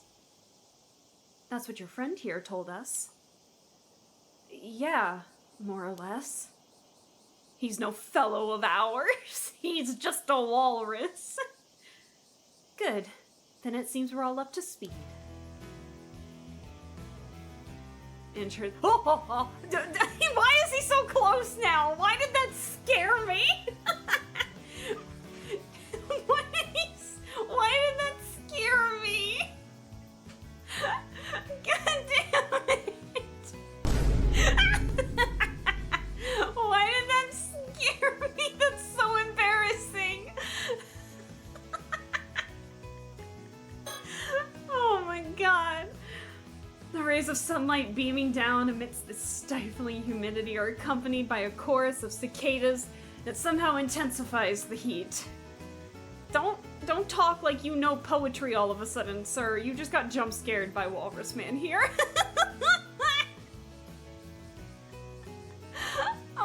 I'm actually genuinely embarrassed by that. Alright, this building is where the neighborhood association meetings are held. Tsukasa must have made the most of her family ties to gain free access to it as a relay station. Apparently, Tsukasa's still inside, waiting to handle the communications. Lucky. I bet it's nice and cool in there with the air conditioner on. Or she's probably dead in there, I bet. I hope not, but I bet. I do like the music playing right now. It's quite nice. Alright, here we go. It sounds like we weren't the only ones looking into the curse of the raging waves. Above all, hearing what Gran revealed came as a huge shock, especially to me. To think Mom was a descendant of the survivor of Taishima, and that 5 years ago she tried to break the curse but failed. I guess I finally understand why Gran just sat back and took all the abuse the other islanders leveled at us. Poor Suyu, man. He's probably working his gray matter into overdrive trying to keep up with everything that's going on. I wish there was time to explain everything properly. Honestly, I barely understand all this myself. That reminds me. Any luck with those hand mirrors, Azami? No worries there. I got them all back. Hell yeah! But it's okay, because now someone else has the curse stone. Actually, the people in front of you. Every last one? You must be the fastest mirror collector in Japan. I knew I could count on you. Thanks, Azami. Oh? Are you talking about the mirrors Kikuko Satsui was handing out earlier? Huh? How'd you know? I, realized they were dangerous, so I had Azami collect them all. Ooh, really? Does that mean you figured out they were the targets of a curse? Wait, you knew about that? So it was true! What's the deal with these things anyway? Oh, we figured it out. I see. So these curse stones can be used to kill people instantly. But since Kikuko's curse stone was confiscated, the danger's passed. Phew! What a relief. Threatening flute noises. It was a little intimidating, wasn't it? What I want to know is how you found out that Kikuko intended to use those hand mirrors as the targets of her curse to begin with. Oh yeah, my doppelganger under the sea told me when I met up with them after drowning once by their hand, you know, as you do, as you figure out how curses work in this game. I'm not sure you'll believe me, but... Soda looking freaking traumatized. What? You encountered a Tomokazuki while you were diving and it showed you a vision? Wakamura over here just standing there. That means that's the long and short of it. Any idea what it means? Paranormal encounters are your area of expertise, after all. I have known of instances of phenomena capable of instilling memories. However, your experience does not seem to fit with any of them. I wonder why the thing looked like you. That's the strangest part in my book. Really? Because that was like the most common thing that Azami said was a thing with the Tomokazuki. Bro had a stroke, I guess. Hold up. You don't think this Tomokazuki could be a kind of curse, do you?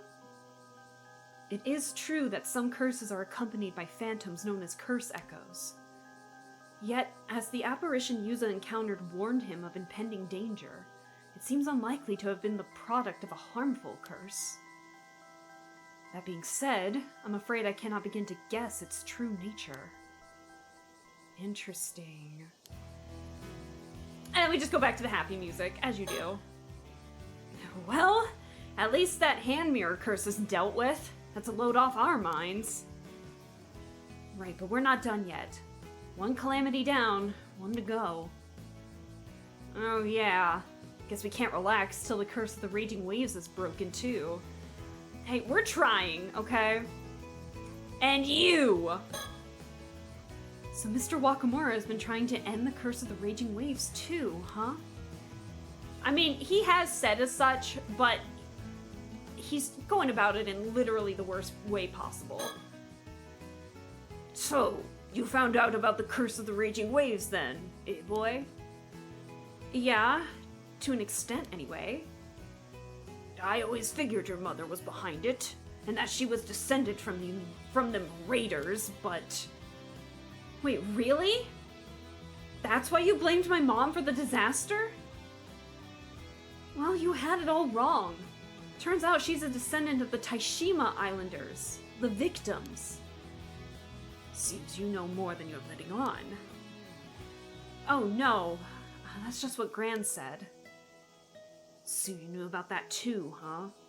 Suppose I should have known. But see here, your mother tried to end the curse 5 years ago and failed, didn't she?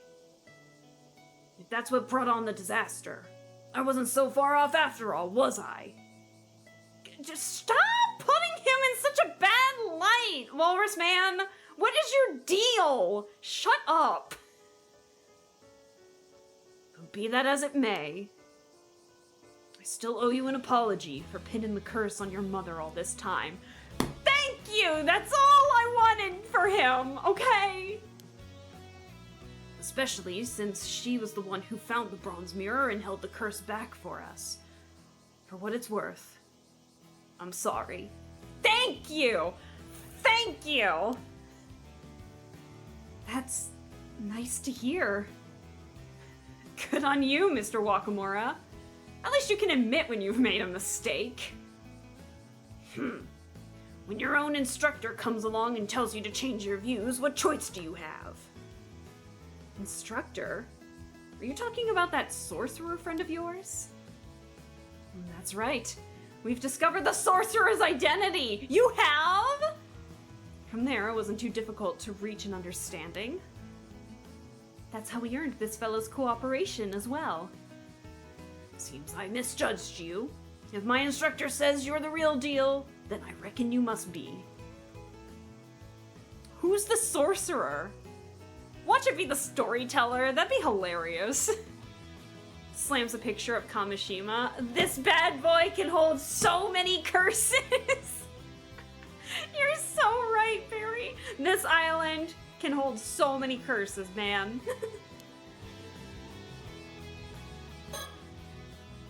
But just to be sure now, you do have a way to end this curse of the raging waves, yes? I can trust you on that? Yes, there are still a few points we need to confirm, but it is guaranteed to work. If that's true, then I suppose I won't be needing Unkakudono's help anymore. So that means Sato does not need to be a sacrifice anymore, I hope he says. Unkakudono? You mean to say that Yamashina has known of a way to break the curse all along? Well, you know about Unkakudono too, huh? As a matter of fact, just yesterday he told me out of the blue he found a way to end it. Said he'd tell me what it was on the condition that I brought him Satoshi Ranami. Ha! Information he got from Ikoma, I have no doubt. And he asked for the girl, I see. Yusa's over here like, what the fuck are you all talking about? And you were prepared to hand her over? Isn't she a relative of yours? So what if I was? That's got nothing to do with you. Yes, it does! If you say so. In that case, the information Yamashina had for you must be the same as what we have to share.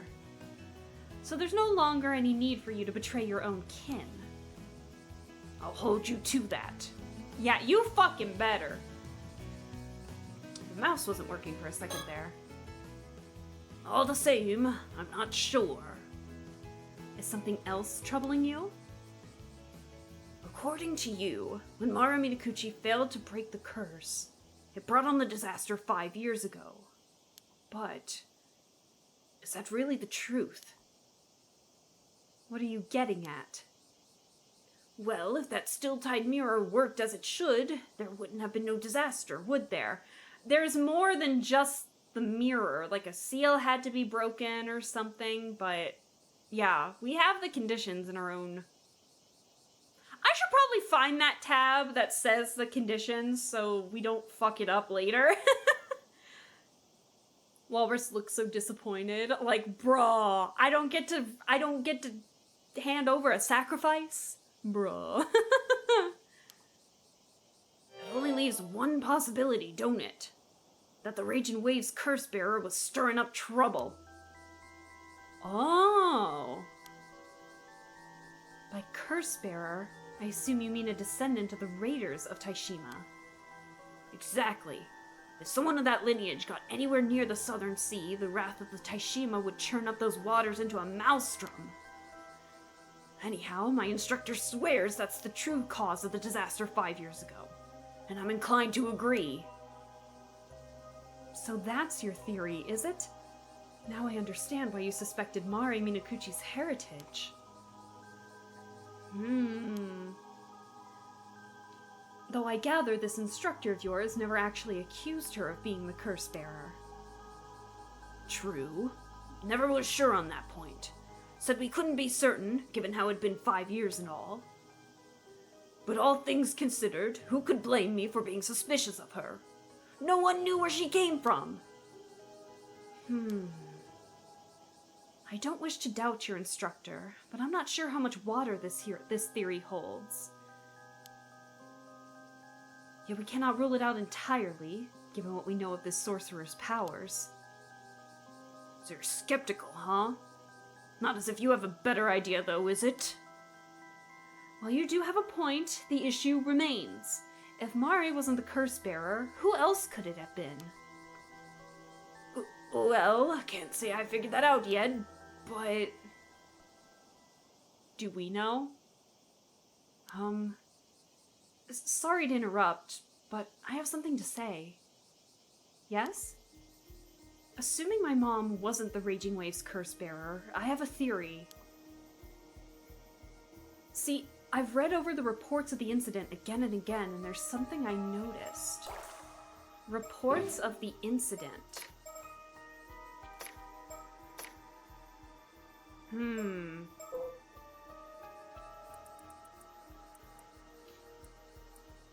Let's see.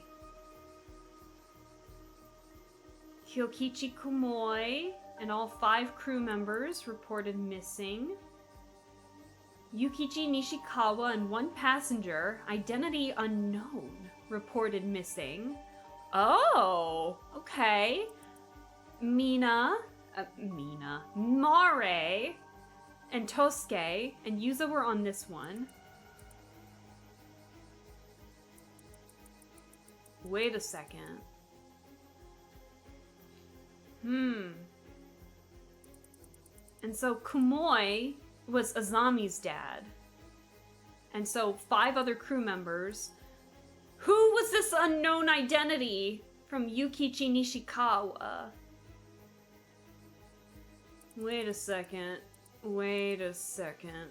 Who is this? Yellow nerds. Yellow muster! Here's a dad joke. Excuse me, are you interested in courses on ancient Egypt? I promise it's not a pyramid scheme. That's a pretty good one. Yellow muster. I like that one.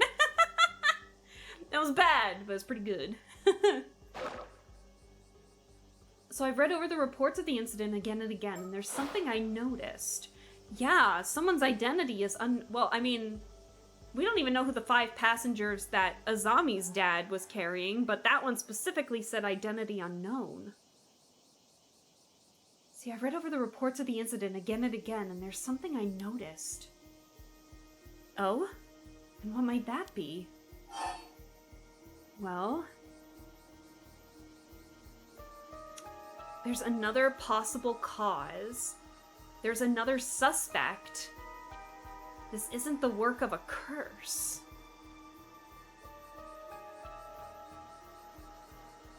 Wait. The reports. There's another suspect? I've read the reports of the incident again and again, and there's something I noticed. I'm assuming the reports of the incident is the Southern Sea disaster he's talking about. I wasn't expecting a pop quiz. What is this? Okay. 3 fishing vessels had set out to sea from Kamishima, were suddenly caught in an unanticipated storm and foundered, leaving all but one of the 11 fishermen and ama divers on board missing. While the ships were later dredged up and searched, not a single body was discovered. The sole survivor was Yuza Minakuchi, who was a middle school student at the time. Because he was only like... He's only like 13, if I remember correctly. Because he's 18 now. His parents Tosuke and Mare, as well as Azami's father, Kyokichi, were among the victims. Locals in the area reportedly heard an eerie rumbling from the sea on the morning of the incident. I think it might be another suspect, because if you're looking at this, Captain Kyokichi Kumoi and all 5 crew members reported missing. The small-sized vessel, Captain Yukichi Nishikawa and 1 passenger, identity unknown, reported missing. Tosuke and Mare were on this one. One passenger recovered with slight injuries, dissociative amnesia due to psychological trauma. That's Yuza. When the boat the Minakuchi family was on was about to sink, Mare and Tosuke put a life buoy on their son and helped him escape the boat before the waves engulfed him. This is when he somehow gained immortality as well. Although he had no external injuries, the shock of the accident had left him in a state of confusion, and he had little memory of what happened at the time. The accident plunged Kamishima into, perhaps due to his memory loss, Yuza apparently relatively composed in contrast. As investigations continued, questions arose about the Minakuchi family had been doing in the vicinity of the disaster despite not having gone out to fish. It was not long before speculation began that Mare had done something to incur the wrath of the gods, as rumors... Let's see. That's the report of the incident. Everything else is fine. Chat, I think there might be another suspect. Assuming my mom wasn't the Raging Waves curse bearer, I have a theory. And what might that be? There's another suspect? Because there was one with an unknown identity.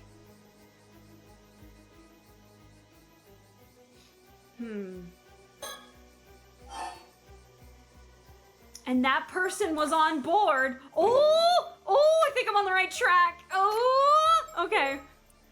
What boat was he on? The small-sized fishing vessel, Ome Maru. Ome Maru. I remember reading that the identity of one of the passengers aboard the Ome Maru was unknown. Couldn't they have been the curse bearer? Interesting. Well, Mr. Wakamura, do you know of this mysterious individual? The Ome Maru? That was Yujiki Nishikawa's boat. As I recall, according to the departure declaration, the Ome Maru had taken someone on board. Someone in business on the mainland who had research to do. Is it Ikoma? But as no name was given, no one had a clue who they were. It's Ikoma, isn't it? Oh? I thought the point of these declarations was to keep a record in case of an accident. Sounds to me like someone was careless. Can't deny that. So this passenger was never identified? No, but mind you, eyewitness reports say that when the Ome Maru had set sail that day, the captain was alone on board. Alone? So maybe he picked them up from the mainland. Or maybe they never boarded to begin with. Who's to say? But do you think it's possible this person could have been the curse bearer? Could be if it wasn't Mare. He'd make for a hell of a coincidence, though. Listen, bro. Unfortunately, since this Nishikawa fellow isn't around, there's no way to find out. It's Ikoma, I bet. I would not be surprised if it was. Right, Barry? Well, I've already apologized, so I can't say that much concerns me anymore. All I care about now is putting an end to the curse of the raging waves. Yup. Let's see. This man is Mrs. Shiki's assistant. Apparently, he's not officially with the police. Right now, he's just quietly following orders. But for some reason, when I get the feeling he's the type who's really scary when he's angry. Probably. We haven't seen him, like, angry yet, but that's interesting. Regarding that being you encountered, Yuza, what you called the Tomokazuki, well, it does seem to resemble the Tomokazuki featured in the folklore of this region. I suspect it was something else entirely. Why? What are the Tomokazuki anyway? They are both the spirits of Ama divers who were lost beneath the waves in the past, and malevolent spirits born of the fear Ama divers harbor towards accidents at sea. Okay. Angie. Yeah, you know, this makes me want to see Soto crash out. I want to see Soto angry now. Dude, if something, what if something happened to Yumiko Oh, if something happened to Yumiko, I feel like he'd be a bat out of hell, man. He would... Ooh. Because he respects her highly, from the looks of things. So let me reread that one more time. They are both the spirits of Ama divers who were lost beneath the waves in the past, and malevolent spirits born of the fear Ama divers harbor toward accidents at sea. That sounds like a fun Mononoke plot right there. Could you imagine, like... Oh man, there's a lot of water-themed Mononoke, believe it or not, within the series, but like, could you imagine one being specifically about Ama diving too? Ooh, that'd be fun. Ooh, I'm coming up with a story right now. I'm so ready. Oh? Shouldn't you be out exercising them then? The latter type of spirit is the most numerous. So long as these fears persist, they'll always return. However, they do not possess sufficient power to cause any real harm. So long as you carry the proper charms, they cannot affect you. So those Seimon and Domon symbols are just for show. Aren't just for show, huh? Absolutely not. Indeed. That's why I cannot but wonder what it is you truly encountered down there. Watch it be the storyteller. I can't put my finger on it, but there's something mysterious about this woman. And I had no idea there were actually police officers who handled supernatural incidents. Alright. Where shall we begin? We got a lot to talk about. Let's talk about the curse first. 400 years ago, an Onmyoji sealed the entrance to Ryugu in an attempt to contain the curse of the raging waves, and left behind instructions as to how the curse could be broken after 400 years had lapsed. There are 3 steps that must be followed. Just 3, huh? First, thou must unbind my seal risen from the depths with the iron box. Wait. First, thou must unbind my seal, risen from the depths, with the iron box. Isn't that what the other curse stone was in? The forsaken fish? Isn't that what Avi uprooted? Uprooted. Fished out? Second, thou must offer the still-tide mirror bequeathed by the sacrifice to the sanctuary. Okay. Third, let those who share blood with the lost souls of Taishima be the ones to offer appeasement. That should be the wording, if I remember correctly. Let's consider each of these steps in turn. First, as to the iron box, that refers to the container in which these instructions were kept. It surfaced when the entrance to Ryugu was unsealed. It stands to reason that the seal mentioned in the first step must have also appeared somewhere. Stands to reason that the seal mentioned in the first step must also have appeared somewhere. Is that what the seal that was under the water? What is this seal, anyway? It's the Onmyoji's own symbol, the same symbol used to seal the entrance to Ryugu. This is what it looks like. I expect we'll find a mark identical to that one on this map somewhere on the seafloor. Bitch, I found it! I know exactly what it is! Oh my god. The marked location is likely the sanctuary mentioned in the second step. It should be in the vicinity of Kamishima.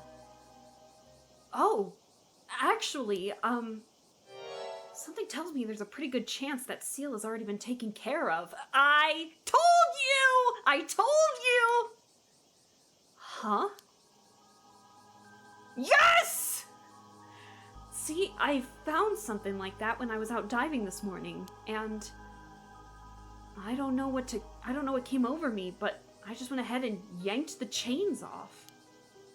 You what? Seriously, Yuza?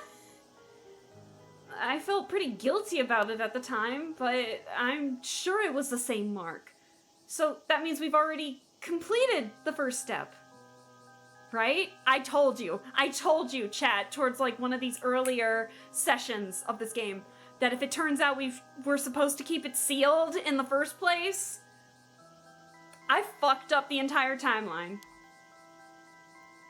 If anything, you could say unbinding that seal was what all my diving training was for.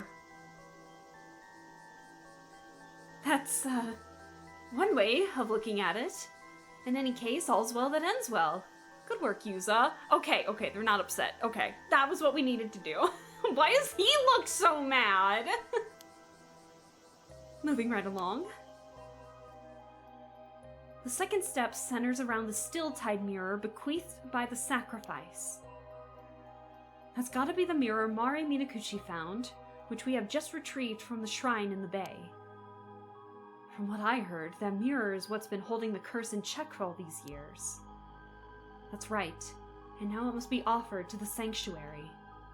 The former site of the Taishima Sanctuary should lie in that area. Perhaps that's the location we seek. The former site of the Taishima Sanctuary. In that case, I reckon the hole where I encountered the Tomokazuki is the most likely spot. After all, it only appeared a few months back. I can't think of anywhere else it could be. That does seem likely. The only problem is, there's no way through.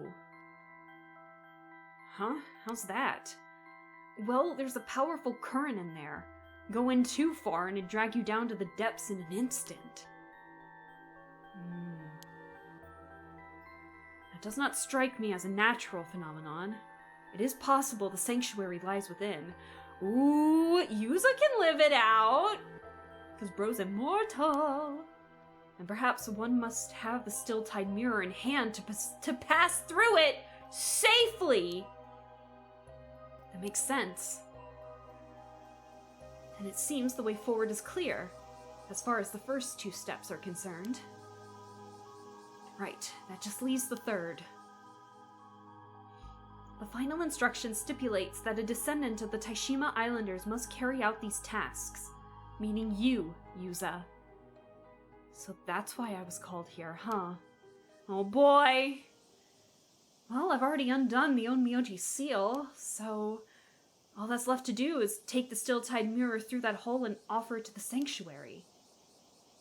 We're counting on you, Yuza. If you pull this off, the curse of the raging waves should be broken for good. Well, let's hop to it then!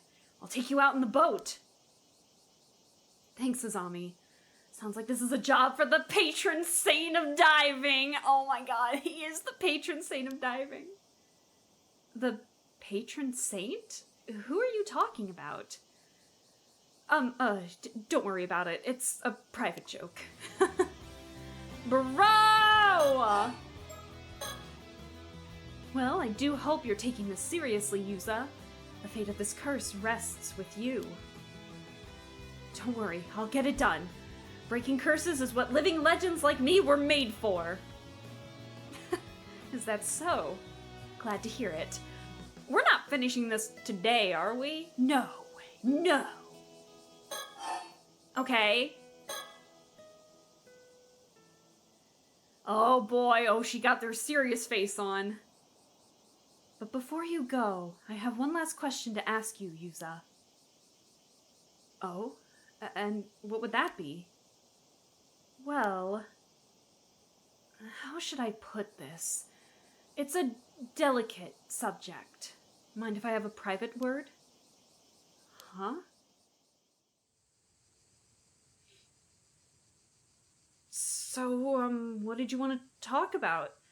Just so we're clear, if you're looking to grow pearls, I don't know anything about that.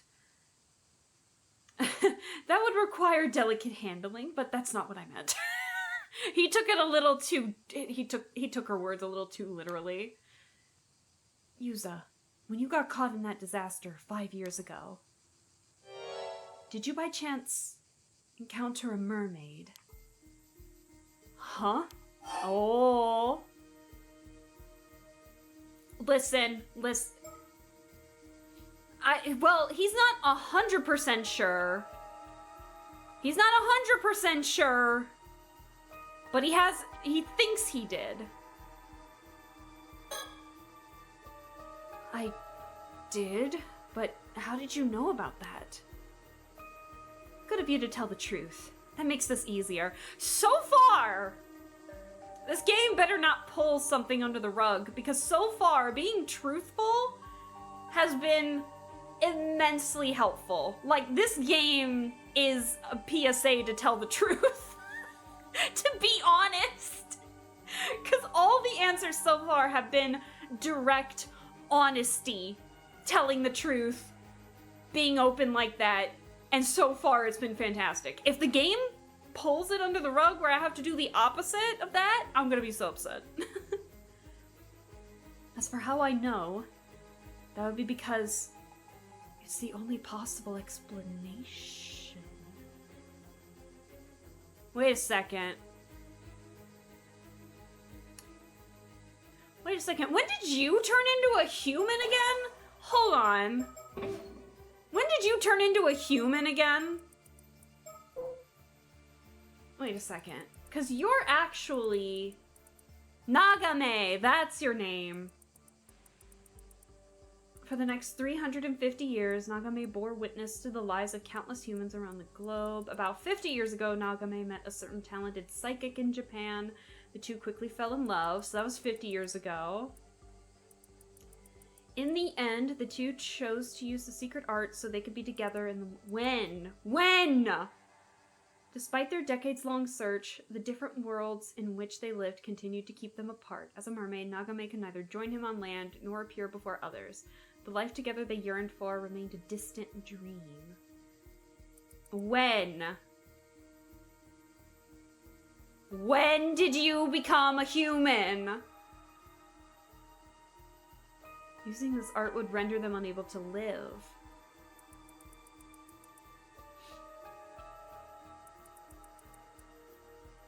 Guys, you're understanding why I'm looking at this, right? When did she turn into a human? Because who else? Because Sobae, the one who returned to Ryugu, was already in Ryugu at that time, and Hayase died 400 years ago.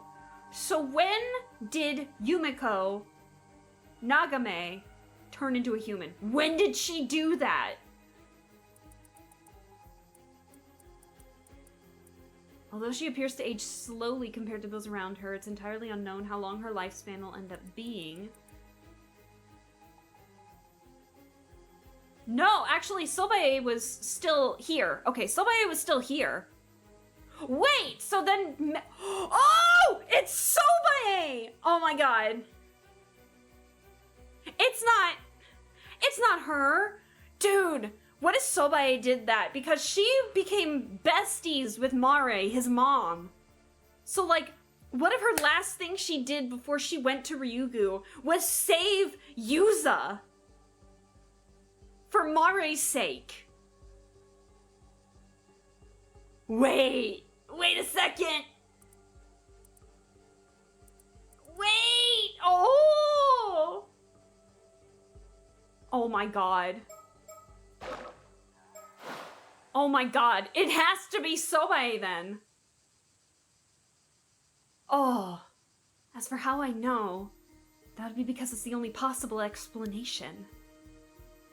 Meaning? Come now, Yuza. A mermaid has cursed you with immortality. You're an 800-year-old immortal. What? You can't hide the truth from me. These eyes don't lie. Look with their special eyes! I assume it occurred during the disaster 5 years ago. You must have nearly died. But then you were revived by a mermaid and made immortal. Surely you must have realized this by now. You better have. Yeah. You got me. I'm an immortal boy with an undying body. Why did this happen to you, I wonder? I wish I knew. If you can tell me more about it, would you mind filling me in? I suppose it's only fair. What would you like to know? Mermaids. I was wondering, does me being immortal have anything to do with my mom? I mean, is there any chance she could have been a mermaid? None whatsoever. Oh. In all likelihood, you received your immortality from the mermaid Sobe! I told you! Oh my god. You see, Mari was a descendant of the clan that was tasked with escorting Sobae back to Ryugu. That much I'm certain of. Is that why she tried to break the curse of the raging waves 5 years ago? I can only assume so. However, as the seal over the entrance to Ryugu had yet to break, things didn't go as planned. Does this mean Sobae could still be nearby? Maybe she's living in the sea around Kamishima. I'm afraid there's little chance of that. See, when the entrance to Ryugu was unsealed 3 months ago, Sobae would have been able to return home. Oh. Well, I guess that means Mom's duty was fulfilled in the end. That's something, at least. Do you know of any way I could meet this mermaid? You don't give up easily, huh? Are you another mermaid fan? Another fan? Those foreigners who visited the island recently were also very keen on meeting a mermaid. Oh, you mean that author and his young guide? Sure do. You've spoken with them, I take it? Actually, no, I never met them! He never met them in this timeline! That's right! Because he met them, like, barely an hour before the massacre happened with Kikuko, but now that we've adjusted the timeline, he never actually met with them before. Oh my god. But I saw them when I had that vision. Is that so? Well, all I can tell you is the same thing I told them. Meeting a mermaid is no longer possible. Does that mean there's no way to visit Ryugu either? The thing is, Ryugu is pretty close to what's typically referred to as the afterlife. You might say it's the space between our world and the land of the dead. And there's no way to travel there? None at all? Sorry. No, you'll just have to accept that. Dang. And there's none at all. You'll just have to accept it. Okay. So we're gonna go back to this topic after talking about mortals here. Immortals. Earlier you said a mermaid cursed me. What exactly did you mean by that? Just what it sounds like. For 800 years, you'll be incapable of aging or dying. But, what is that but a curse? Your very existence defies the laws of nature. You can hardly be termed human. You're now an anomalous being. Something closer to a spirit. Though for that matter, I'm in no position to talk. Huh? Still, I do feel sorry for you. What possessed her to curse you, a mere child? I should like to know. I always thought that mermaid saved my life. Was I wrong? Well, that depends on how you look at things. Personally, I wouldn't call what she did saving you at all. At the end of the day, she saddled you with an existence worse than death. Is it that terrible? It's only been 5 years. The people around you probably think you're a late bloomer. Oh! But give it another decade or two, and your static appearance will start to stand out. And should you ever meet with a would-be fatal accident in public, it's all over for you. If your immortal nature is exposed, you'll be bombarded with public scrutiny at best. At worst, you'll be captured and experimented on. Either way, from that moment on, you'll never be able to lead a normal life in human society again. Damn, that's a lot to think about. Humans have always coveted immortality. Countless dream of it even today. But the reality is, only the first few decades of your existence are bound to be enjoyable. It's only going to get harder for you as time goes on. Humans were never meant to live for hundreds of years. A lifespan is that long is unendurable. God, yeah, just whack him with the reality, man. And speaking as a member of law enforcement, the existence of immortal beings must be kept hidden, or all sorts of problems can arise. Problems? Like what? Well, it's not easy to keep a lid on things these days, and it doesn't take much to incite a panic or start a war. Just last year, there was a ruckus over the right of resurrection, if you'll remember. Ah, yes! The first game! Suffice to say, whenever I track down an 800-year-old immortal, I can't just leave them be. What are you saying? Are you going to arrest me? Ordinarily, I would. Protocol dictates that I capture any 800-year-old immortals I find and seal them in an underground vault. That's the fate I was thinking of when I mentioned that being immortal is an existence worse than death. Don't worry, I've got no intention of taking you anywhere just yet. You're a special case. The way I see it, you're essentially the victim here. Not to mention, I need your help breaking the curse of the raging waves. So, it seems like we'll have to find a way to compromise. Dude, let him be part of the police. Let him be part of the Paranormal Affairs Bureau. That would be fun, I think. It would certainly, I mean, listen, you can have a talking dog as your mentor! Oh my god. I don't know why, but you're looking for information about mermaids as well, right? Bro. Well, for starters, mermaids aren't meant to interfere in the lives of mortals.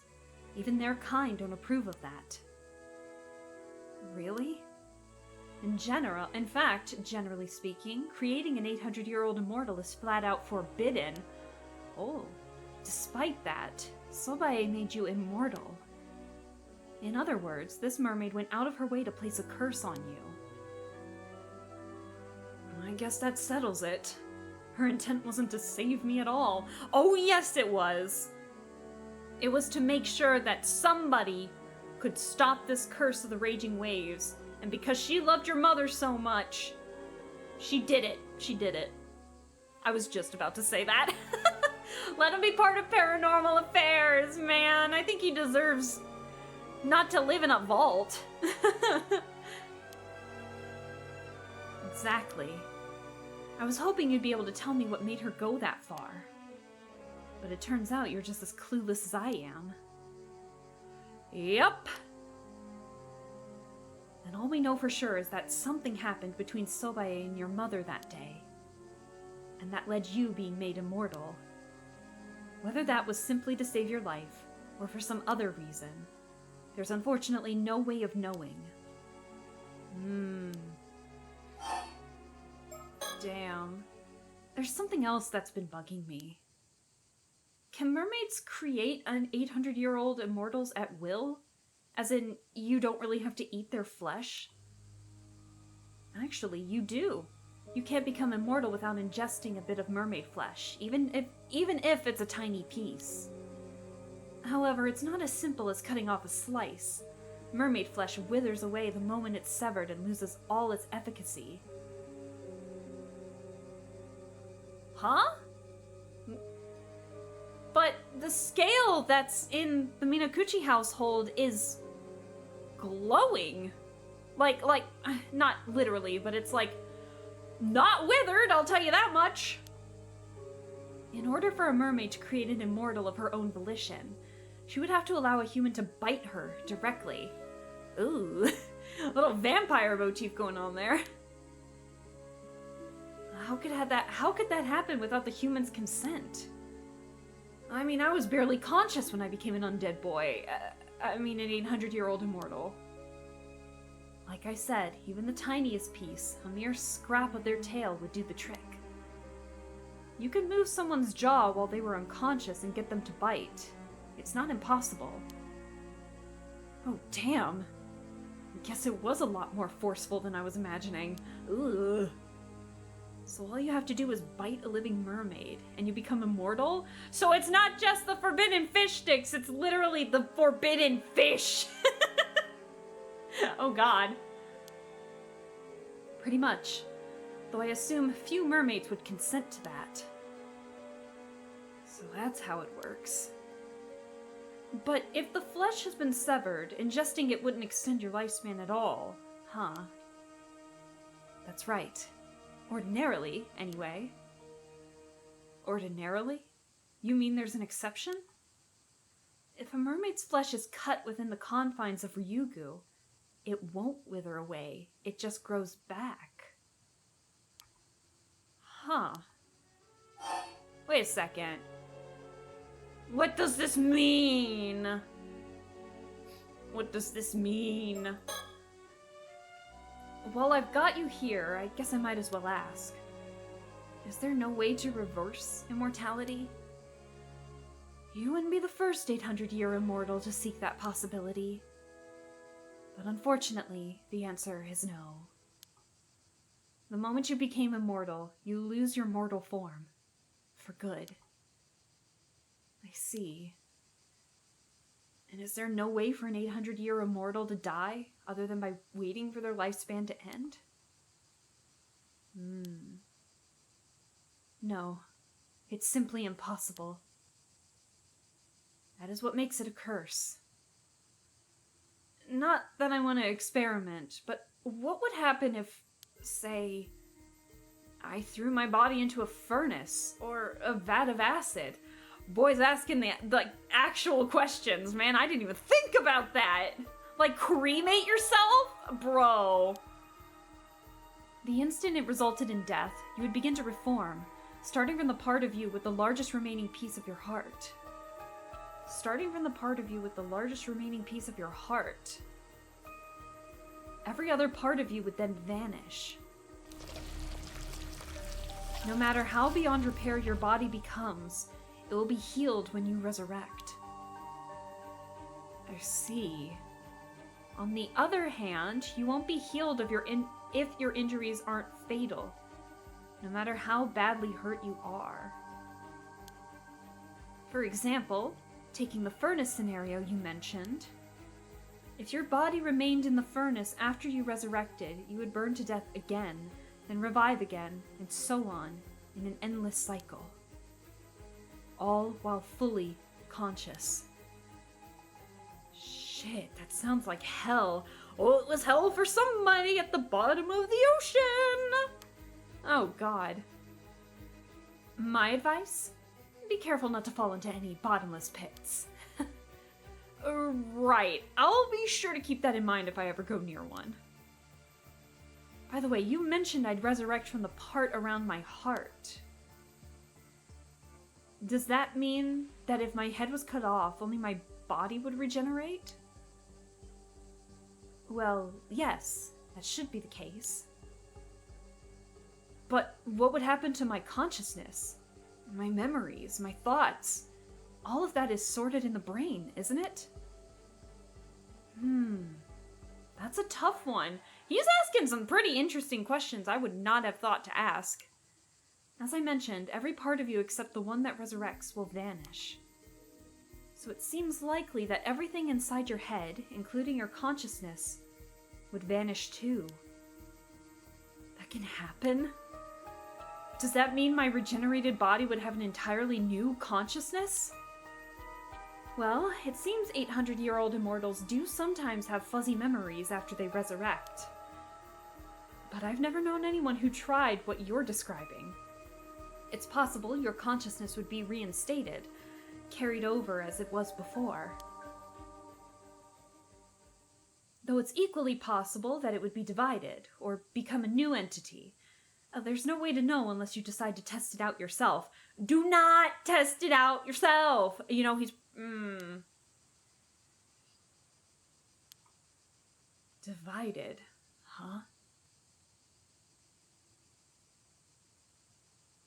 Wait, what? Hold on. What? Wait. Wait, what do you mean divided? Huh. Oh, it's equally possible that it would be divided or become a new entity. There's no way to know unless you decide to test it out yourself. Is that what? Is that the Tomokazuki that was under the water? Bro, no. Bro, no. Bro, no. I don't know. I don't know. What if a former life... Could you imagine, like, whatever the Tomokazuki is underneath the water is actually a divided or new entity that was caused by Yuza dying once? You don't think it's the decapitated version of Yuza that died in the first timeline, do you? Well, how did it get in the water? If that's the case. Bro, this is hurting my brain a little bit, I'm not gonna lie. What? I'm saying this right now, the Tomokazuki that is under the water that gave him those premonitions, probably an entity of his. He probably died, experienced that mess, and was like, I don't want the immortal version of him to experience that. Let's change the timeline. But now the question remains is that if that is the case, how are we still breaking the fourth wall? How are we still getting this new timeline? Bro, I'm so confused. Where's the storyteller when you need him? Oh my god. Oh my god, what is happening? All I can say for a fact is that the one that gave him premonitions is probably another version of Yuza. Look, I wish I could make this easier on you, but there's nothing I can do. Yeah. Still, so long as you stay put on this island and keep a low profile, I'm prepared to leave you be. You've managed to keep your immortality a secret for 5 years now, after all. Thank you. I swear I'll do everything in my power not to get found out, so please, don't arrest me. Don't arrest me. But wouldn't the storyteller just quiz you? Listen, I want a definitive answer right now. Oh boy. But I'm curious, what were you intending to do if you found a way to meet Sobae? Honestly, at first I just wanted to thank her for saving me, but after what you've told me, that's changed. How so? Well, now I'm more curious to hear about why she decided to make me an 800-year-old immortal, and about what happened with my mom that day. Sobae probably figured... Okay, I'm calling it now. Sobae probably figured out that Mare was... She knew! Sobae knew that Mare, and then eventually her sister, Somikawa, who's for Azusa, were descendants of Taishima. So it's still a question why Mare brought... Anyways, so the question is like why Mare still brought Yuza out into the water in the first place. Maybe Mare wanted to make him immortal to make sure, to guarantee that there was still a descendant, to stop the raging waves. The curse of the raging waves. And Sobae agreed, because she had a good relationship with her mother. His mother, sorry. That's all I can think of thus far. Huh. Can't say I blame you. And I understand where you're coming from, but it just can't be done. Even if I can't meet her, isn't there some way I could learn the truth? Excuse me. Well, you can't ask her directly or communicate with her in any way. But I heard you have no memory of the incident 5 years ago. Is that true? Huh? Well, yeah. The doctors reckon it's because of the shock. Even my memories of meeting a mermaid are really hazy. Still, it may be possible that Sobae's strong thoughts spilled over, impressed themselves in your mind somehow. Ooh. If so, you're likely buried in the depths of your subconscious. They're likely buried in the depths of your subconscious. You're saying that my memory still exists somewhere, and that I might understand what her intentions were if I just recalled it? But how would I even do that? I don't know. The only piece of advice I have for you is to think back, delve into your memories, and scour them from corner to corner. Delve into my memories? What does that even mean? It's weird, though. It's almost like she wasn't talking to me when she said that. Bro, she's talking to me. Chat, she's talking to us. Oh, she's talking to us. Think about it. You must have encountered Sobae before. All you need to do is locate your memory of that time. Under the... Do we have to go back to the... I swear to God, do we have to go back into that mini-game? Alright then, we better head back, or your friend will start to wonder what's happened to you. Right. Thanks for answering my questions. Welcome back. Everything okay, Yuza? Of course. If it wasn't, I'd have to make a dramatic entrance. Glad to see you're your usual oddball self. Guess there's nothing to worry about then. Well, I dare say that covers everything we needed to discuss. It's time the two of you were on your way. That curse won't break itself. Come on, Yuza. The future of Kamishima is riding on you. Right. I'll do everything I can. Minakuchi Yuza. If you end this curse, I'll see to it that the rumors about you go away, and that you're hailed as the hero of Kamishima, the true patron saint of diving! So get it done. You hear that, Yuza? There's a chance to clear your name for good! Sounds like a fair deal. You can count on me, Mr. Wakamura. Holy... Oh my god! Ready to roll, Yuza? You got that bronze mirror with you? Yep, I've got it right here! Oh god. Ready when you are. Since the seal's already taken care of, all you've got to do is check out that hole you found last time, right? Yeah, this'll be a piece of cake. It's just there and back. I could do it in my sleep. Nothing wrong with you being confident, but don't get cocky! Don't get cocky, chat! You still gotta be careful down there. Chat, you know what to do. Please, you know what to do! Please. Yes! Don't get cocky! Yes!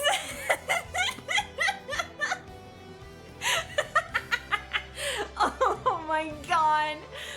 Chat, I love you guys. Oh my god. This is amazing. I'm having the time of my life right now.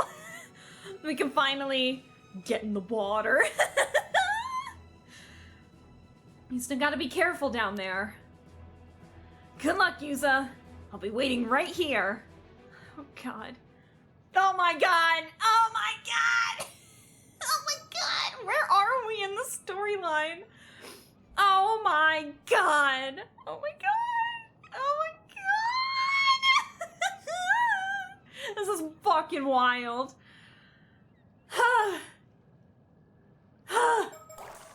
Okay. Hold on. Oh my god.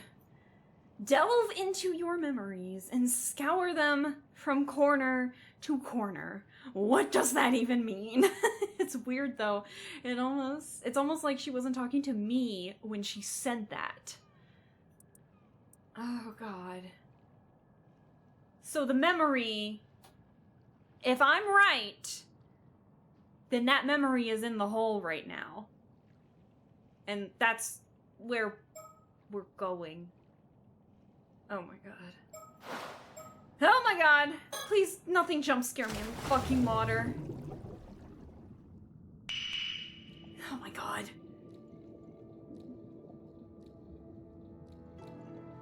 Oh my god. Oh, I'm a little scared. I'm just naturally floating up like a buoy, man. I'm not even moving, I'm just naturally floating up. I'm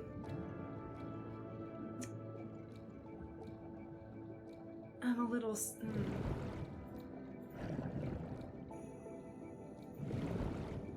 So I can still gather points.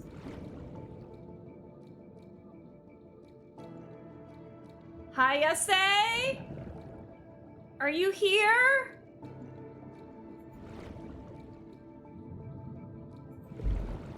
That's as far as the rope will reach. Okay. She's not here. Actually, I should probably... Okay, I was just curious to see... Why does it feel like I have a lot of... Why does it feel like I have a lot of, air?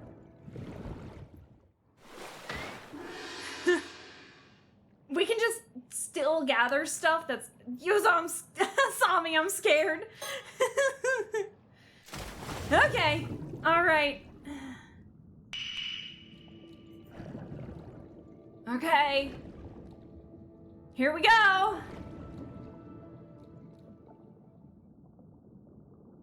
Good. Looks like that powerful current has receded. I should be able to make it through now. Only one way to find out. Oh, God. Oh, God.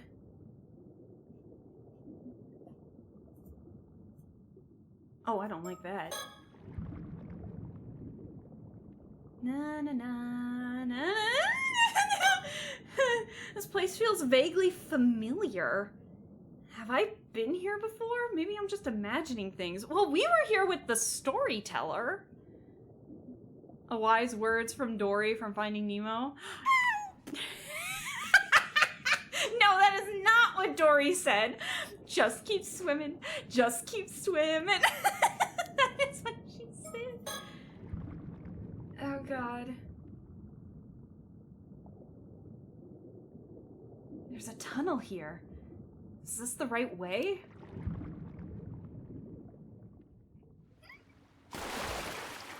Where am I? I can't see shit! There's an open space here, but it's... sorry. There's an open space here, but it's pitch black. I don't like the music that's in here. There's an open space here, but it's pitch dark. Could this be the sanctuary? Good thing I brought my flashlight. Let's see. Light on. Ah! There, now I can see. Time to have a good look around. Fuck! Fuck! Fuck! Oh my God! This should take me further in. Huh? That stone archway over there. Could that be the entrance to Ryugu? I should take a closer look. I don't want to look around! I don't want to look around! That's weird. I felt a presence just now, but it's like it vanished the second I switched on my flashlight. No! No! No! No! Ah!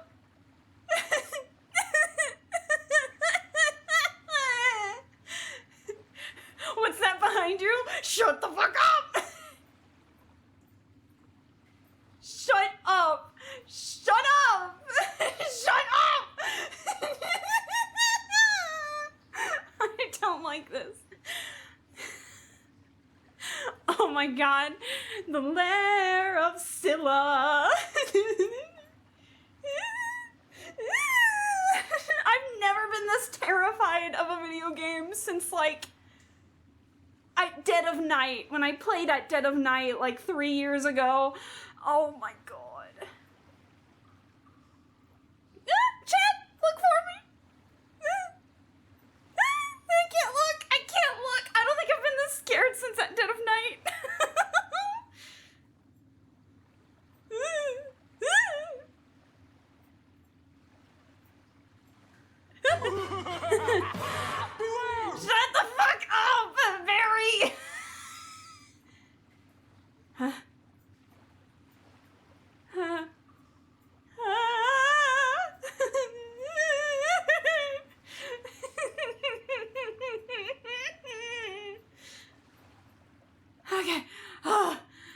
breaths.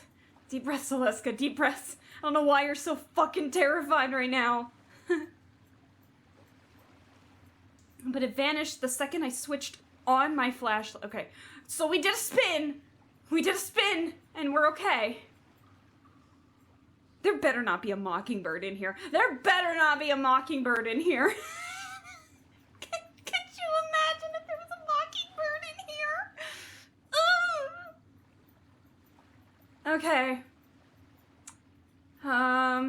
I'm triple checking for mockingbirds. Ignore me. Okay, I feel a little bit better now that we've done a full turnaround. Oh, boy, I don't like this. Cause who else is gonna be in here except for a fucking mockingbird?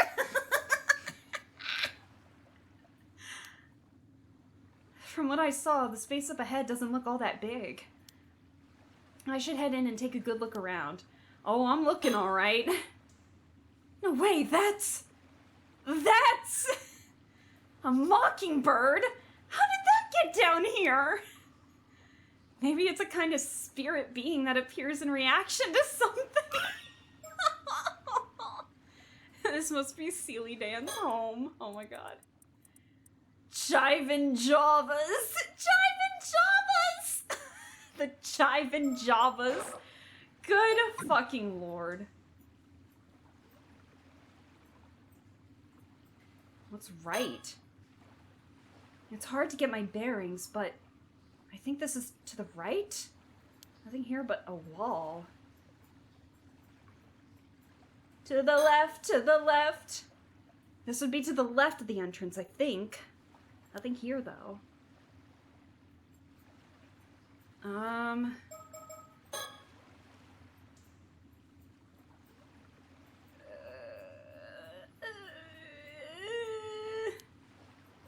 I feel better when I'm in Yuza's thoughts because nothing can happen while I'm doing this. If I turn around, all I can see is the way I came through.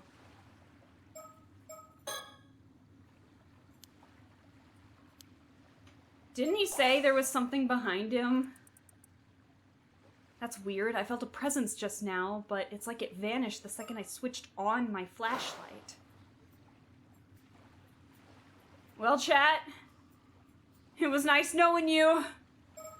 It was nice knowing you, chat.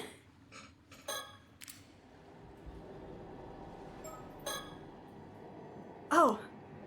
The second I turned my flashlight off, I started to sense that presence again. If I can just figure out what direction this sensation's coming from. Ah! Ah! Oh, that's Hayase. I'm sure I saw something just now. Hayase? Hayase?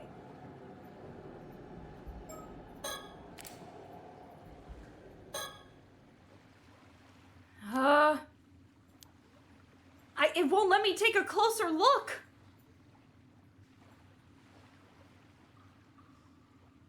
Hayase's not gonna kill me, right? Oh, the floor. There's a lot of puddles on the floor. I'd better watch my step.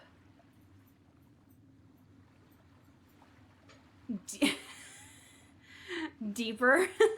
I can't go any deeper. Na na. Na na. Na na na na na na na na na.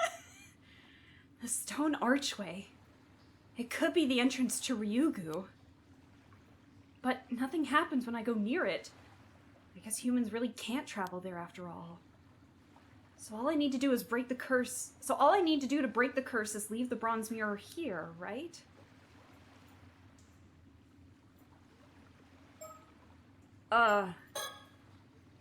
Something's back there, but it only appears when my flashlight is switched off. Maybe I'll get a better look from here. Oh boy. Oh boy. Oh, chat. Oh, chat. Oh, fuck my life, chat. Oh my god. Oh my god! Turn it off again? I don't wanna! Okay.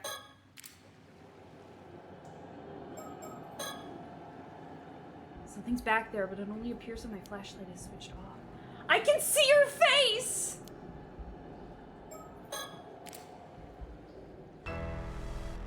What the hell is that? It's Hayase.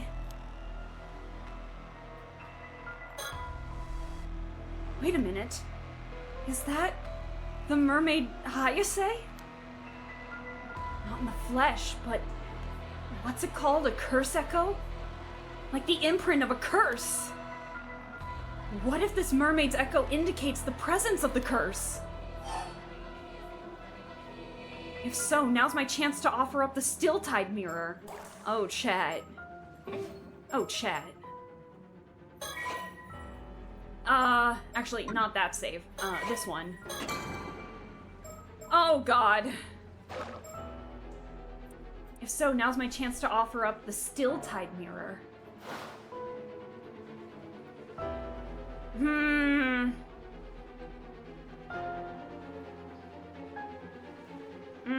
Chat.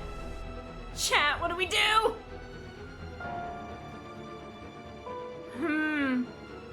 Why, hello? Hello there.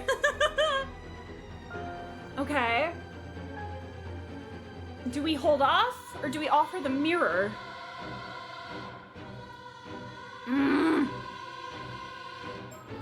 Let me see something real fast. God, the music's terrifying.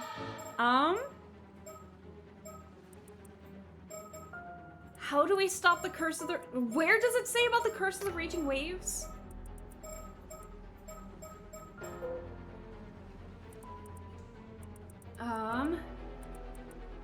Thou must unbind my seal, risen from the depths with the iron box. Thou must offer the still-tide mirror bequeathed by the sacrifice to the sanctuary. Let those who share blood with the lost souls of Taishima be the ones to offer appeasement.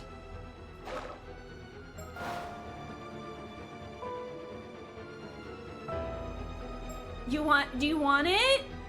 Why do I feel like that's not the right choice? I mean, Yuza's not gonna fucking die, right?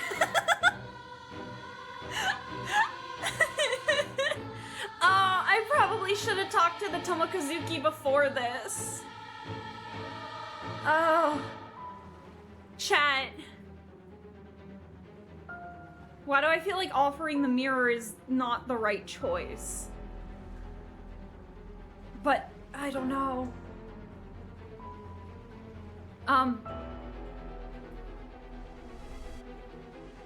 Crazy timing of her appearing in front of us while a loud thunder happened in my area. Oh my god.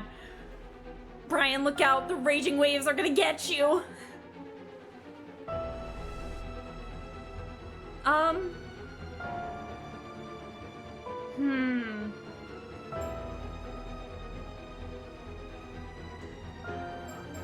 Oh my god, I don't know. I just have a gut feeling that offering the mirror is not the right thing. Like, I feel like we're still missing one thing, but I don't know what that is.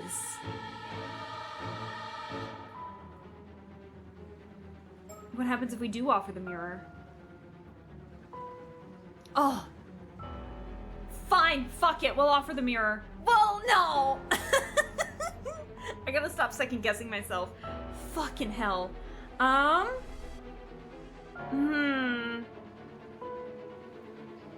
my god. Ugh.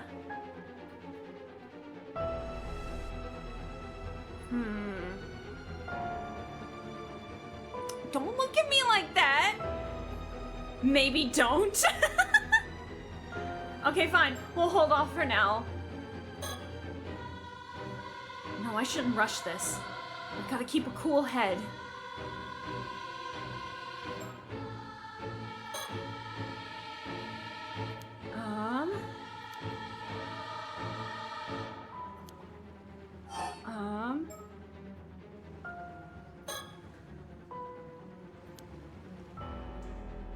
What happens if I, like...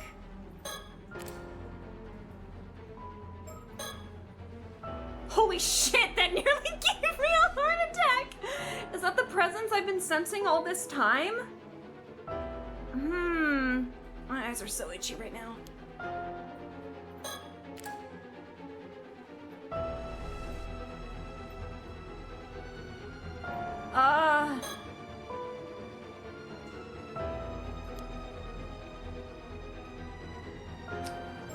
Who has... Hold on. Who has the Curse of the Raging Waves? No, sorry, curses. Who's got the Curse of the Raging Waves right now? Not the because...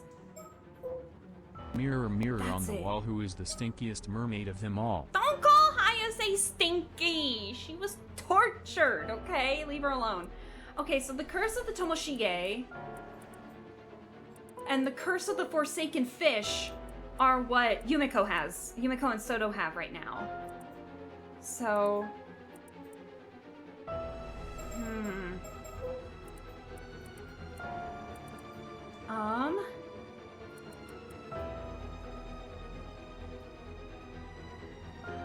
Tempted to lift the curse.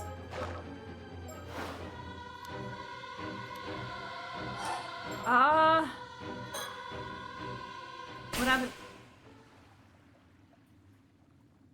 Now, Curse of the Raging Waves, heed my call and trouble us no more? That is no way that's the thing.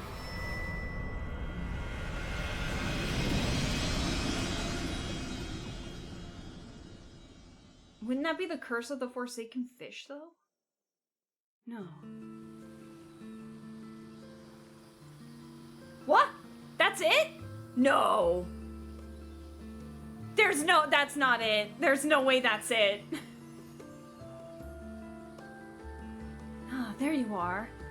Good work out there. We felt it the moment you pulled it off. Why do I feel like this is not it? The Curse of the Raging Waves is gone for good. And it's all thanks to you. Why do I feel like this is off? Something's off. Indeed, a job well done. The cursed aura that once enveloped the island has faded, without a trace. Really? Phew. We sure couldn't tell, but turns out it worked. You hear that, Yuza? You did it! Yeah. Now we can finally relax. There's no way. Well, that certainly is one problem taken care of.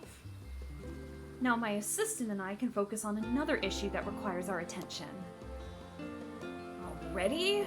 Sounds like you've got a lot on your plate. Naturally, our convenience is of little concern to the paranormal.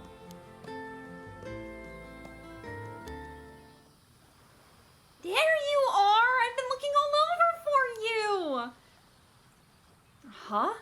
Oh, hey, Tsukasa, what's up? Not you, I'm talking to Mrs. Shiki. There's a call for you at the station, ma'am. A call? I suppose this must be a police matter. Understood. I'll head over there right away. Something's off. You'll have to excuse us, but if there's anything else, feel free to contact me. I will. Thanks for everything. Something's off. So, spill! What happened with the curse? It's gone. Yuza ended it. Yay! Nice one, Yuza! You know, I reckon I got a knack for this. Maybe I'll go into the curse-breaking business. Hit me up if you need any other curses broken. You never know, that might be your true calling. Maybe it suits you even better than being an Ama diver. I'm telling you, May can be a part of the Paranormal Affairs department.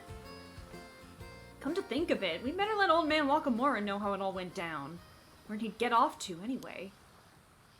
Don't ask me. Maybe he went home? Probably. How about it, Yuza? Wanna go see him? Yeah, okay. I suppose we did make that deal. But it can wait till after I've had the chance to change clothes and take a breather. I'm beat. Fair enough. I guess it's not like there's any hurry, huh? Oh. I don't like this. I don't like what's happening right now. In the meantime, I'll go on the boat. Let's meet up later, yeah? As for me, I'll track down Sato and Suyu and fill them in. Later! Something's off. Several hours later, whoosh! By the way, Yuza, you haven't given up on finding that mermaid, have you? Any new leads? Sort of. Mrs. Shiki shared some information with me earlier when she pulled me aside. Really? I guess experts on the supernatural would know about mermaids too, huh? So, what did she say?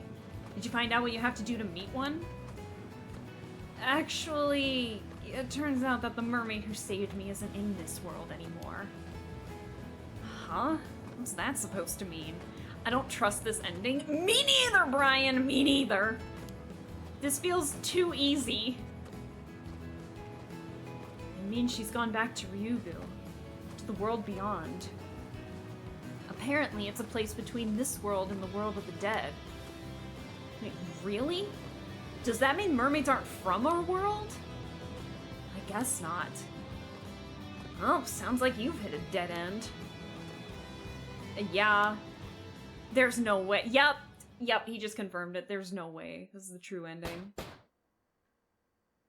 Hey, Mr. Wakamura! Yin? We've come to tell you the good news! Yuza did it! He broke the curse! So you better keep up your end of the deal! I don't like this.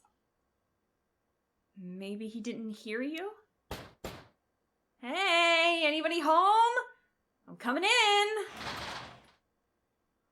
A withered walrus, I'm a bet. Probably. Oh, the door's already open. That's weird. Mr. Wakamura? What the? Ah! Oh no! Oh no! Mr. Wakamura! So don't tell me he's... I don't... You what? Oh god! I don't believe it! That wound, did a curse call? I knew it was too good to be fucking true! But we ended the curse, didn't we?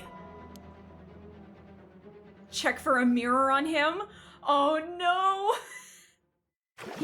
Maybe he had a business card!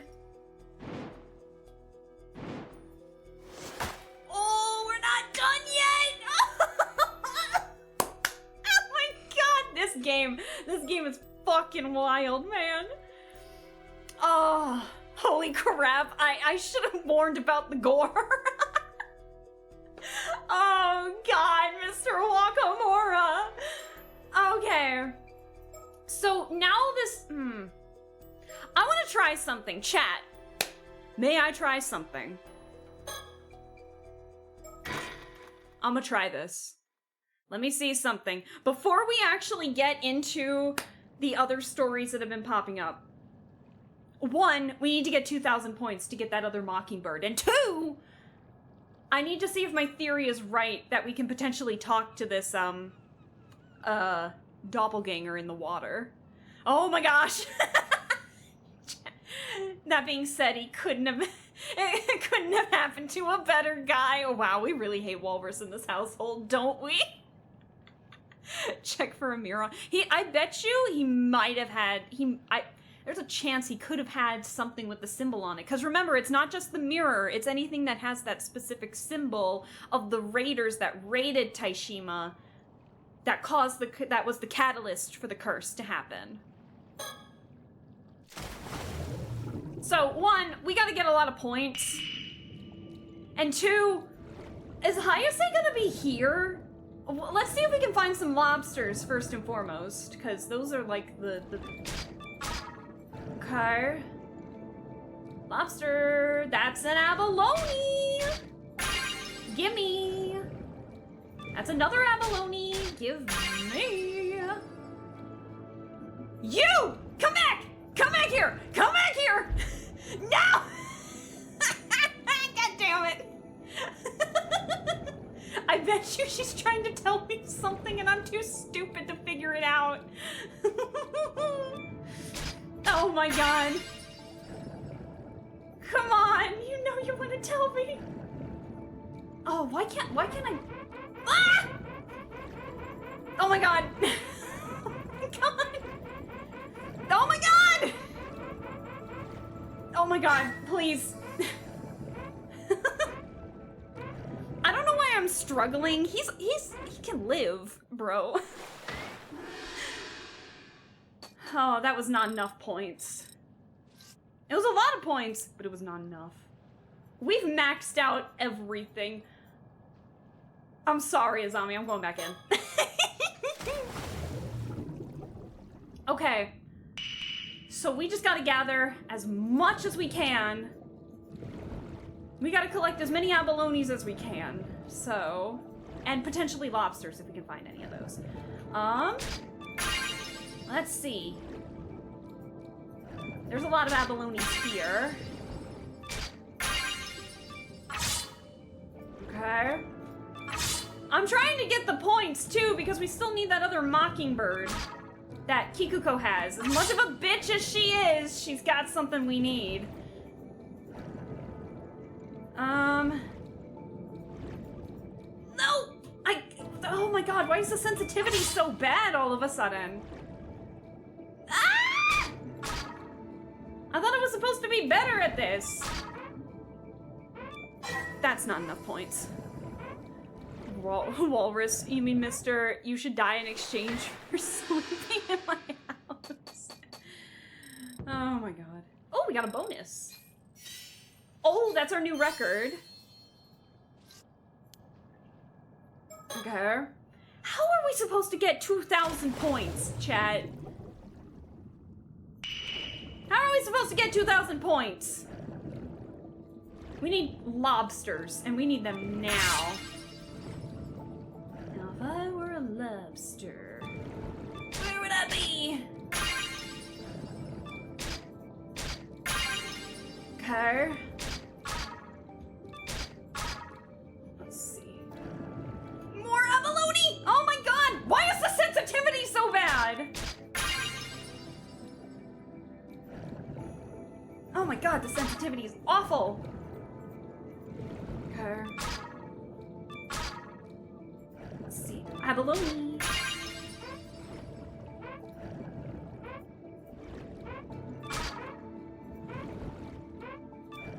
Okay, fine. Fine. Fine. Get good at diving. I'm trying my best. My scores are maxed out, okay? Whoa! Yo! Get good at diving, chat says. Ha! In your face. Local delicacy hall. I got an achievement. Reach a high score of 2,000 points. The abalones were fantastic. Huzzah! Now we can get that fucking mockingbird. Okay, but before we do, there's one more thing we have to do.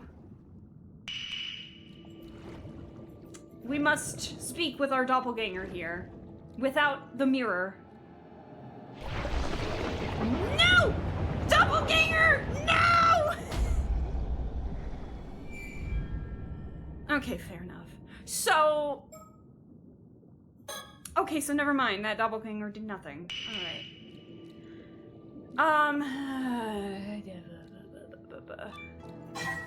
I don't think we have to do anything else. Good job. Glad you're motivated. Okay, well, my theory's shot. Okay. Yeah, we're done here.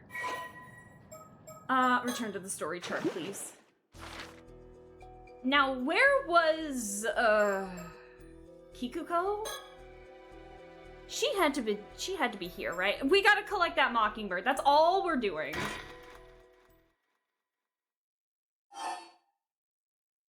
Kikuko conversation, thank you. Okay, so we can skip a good chunk of this.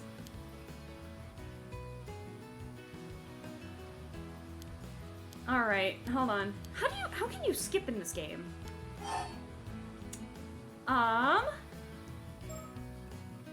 What did we have to do?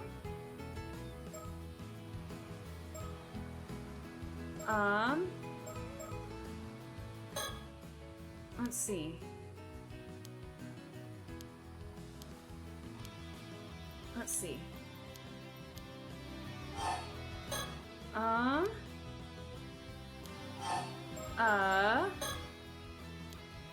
Let's see.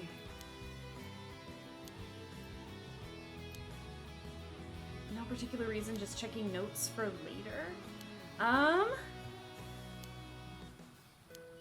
Let's see. Where is your thing? How much practice did you manage to get in? Let's see. Oh, we got the 2,000 points! Give me my Mockingbird. Isn't that great, Yuza? What's your highest score today again? Let's see. 2,747 points. Oh, wow. You really did it. I sure did. That's amazing, Yuza. Guess you earned yourself a prize. Here you go, a rare bird sticker I found while diving the other day. They're all, oh my god. They're all under the water, man. Open the updates page. We didn't even take a look. So this is the one that we found with the entrance to Ryugu. Which one was the one? We're missing just one more, guys. Yo. Alright, we got Albatross. This is Albatross boss? Brother. I've been waiting for this one. You lucky dog. I didn't think you'd get a new Mockingbird sticker so soon. Looks like a rare one, too.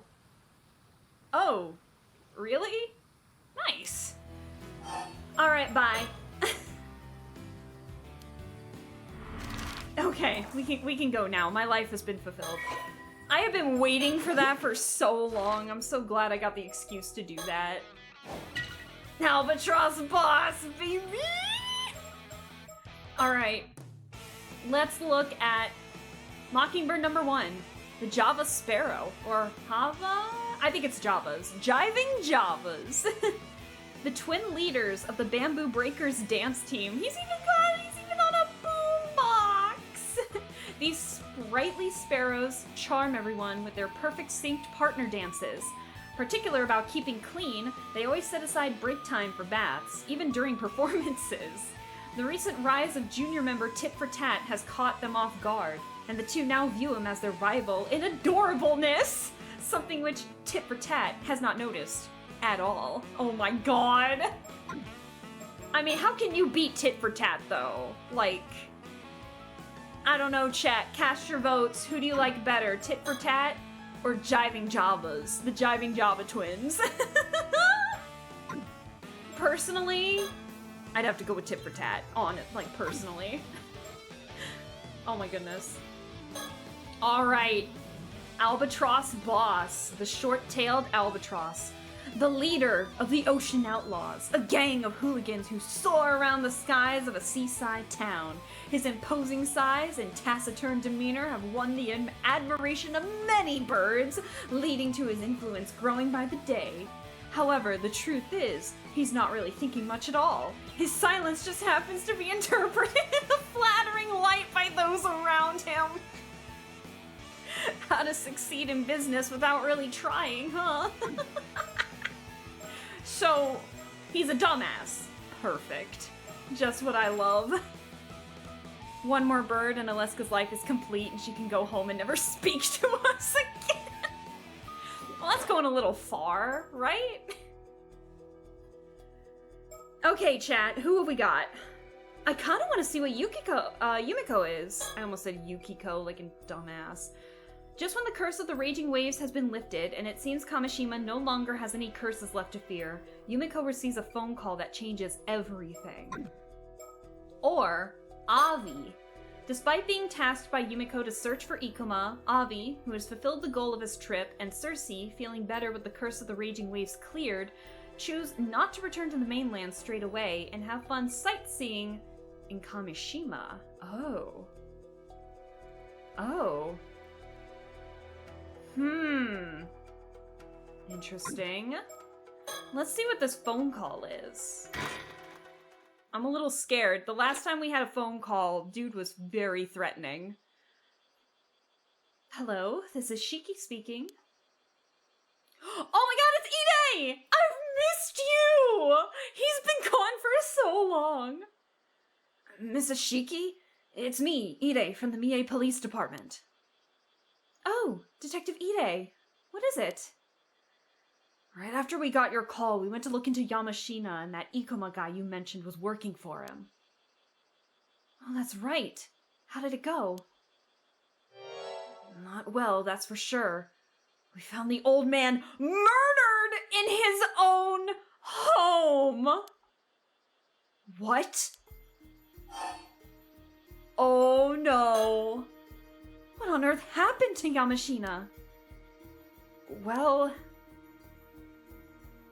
we tried getting in touch with his secretary first, but he wasn't responding to any attempts to contact him. So we went to his house together, but ended up having to use a spare key to get in as there wasn't anyone else around. After looking around a bit, we found what looked like a cell in one of the outlying buildings that had been shut up tight. A cell in one of the outlying buildings? A cell? Yep, we found Yamashina there, collapsed in a pool of blood. We called an ambulance right away, but we could tell at a glance it was already too late. That bad, was it? Worse than bad. Just remembering it sends a shiver down my spine. He had this massive wound, like a sharp blade had sliced right through his torso, bone and all. What? Uh-oh. But we have the curse stone that does that! First thing that came to mind was the skeletons in the Toba case. Pretty reminiscent, don't you think? Very, but it couldn't be.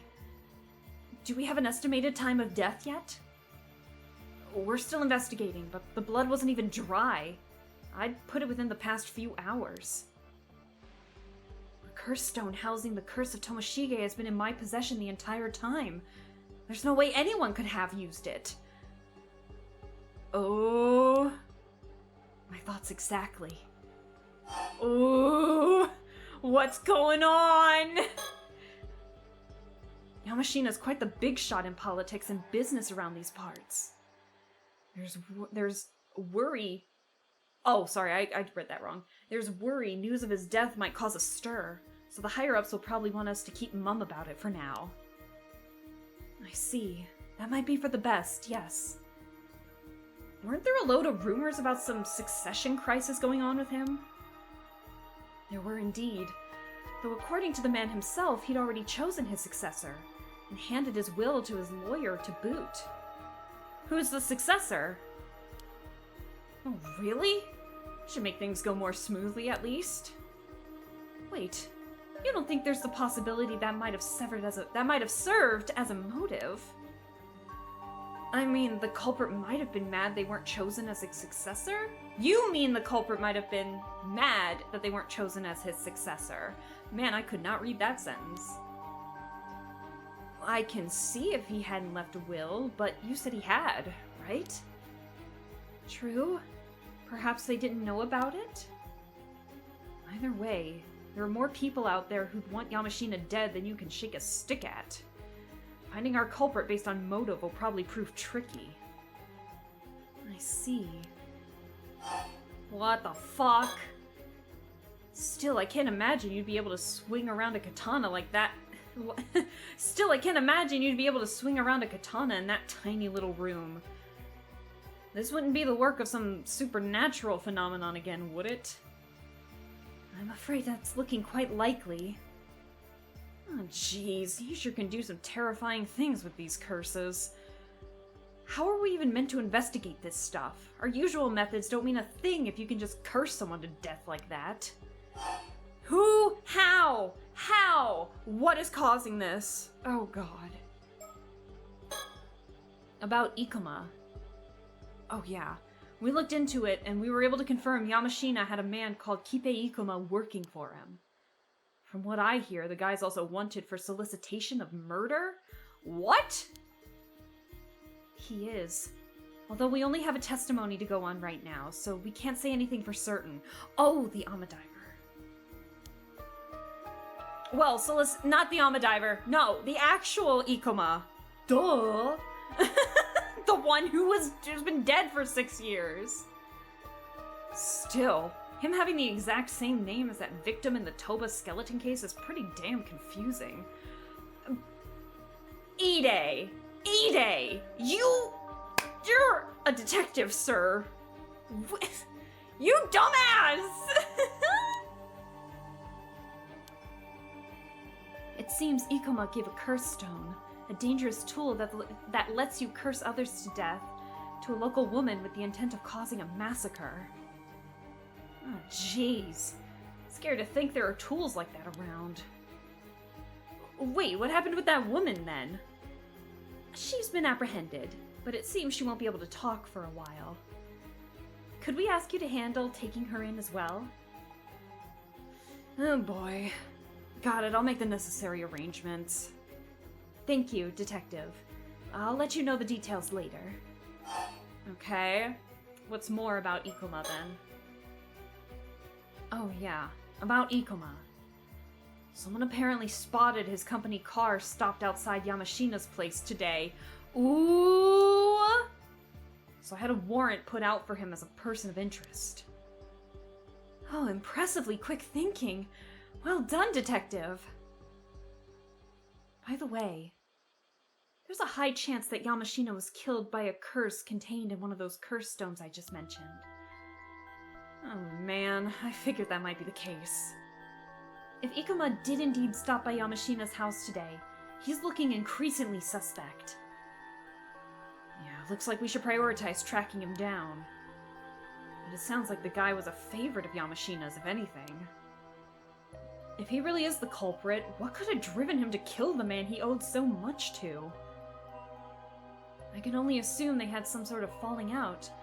Perhaps the matter of succession, or the like. I'd assume that Ikoma was the successor Yamashina mentioned, but it seems that wasn't the case. You don't think it's Tsukasa that ended up getting everything in the will, do you? 'Cause they've been meeting in secret for a while. And in the first bad ending that we got, Kikuko did mention that Tsukasa still had ties to something, even though she didn't have anything that had the symbol on her. You don't think the Yamashinas are descendants from the raiders that raided Taishima, do you? And so anyone within that raider's bloodline is already just marked no matter what? Possibly? Because that would give... I don't know about Wakamura, I'll be honest about that, but that would give at least a motive as to how Tsukasa was still able to get killed even though she didn't have the symbol on her at the time, in that ending in particular. Oh, do you think she's tied to the raiders? Ooh, that's a theory. That is just a theory. A mermaid theory. Oh my god. Oh boy. Either way, I think we can definitely say he's up to something. Especially if the solicitation of murder stuff is true. I'll step up the pace of the search for him. You two take care too, alright? I'll get in touch if there's anything else to share. Please do. Oh god. Oh boy.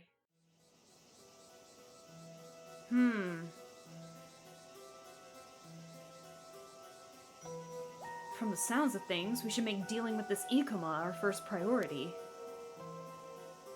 I wonder how Cersei and Avi fared in their search. I imagine they've made it back to the mainland by now, but we have yet to hear anything from them. 'Cause they're not! They're still on Kamishima! The dumbasses! Ikoma might still have access to his curse too. The situation is more dangerous than I thought. We should probably get back to the mainland as soon as possible. About that, It seems that the last ferry off the island has already left for today. Oh, darn it. That means we're stuck here as well, which means Avi and Cersei are stuck as well. We'll have to stay on Kamishima for tonight, yes. I'll arrange somewhere to stay. Nothing to be done about it, I suppose. Thank you, Soto. It won't be long before the sun sets.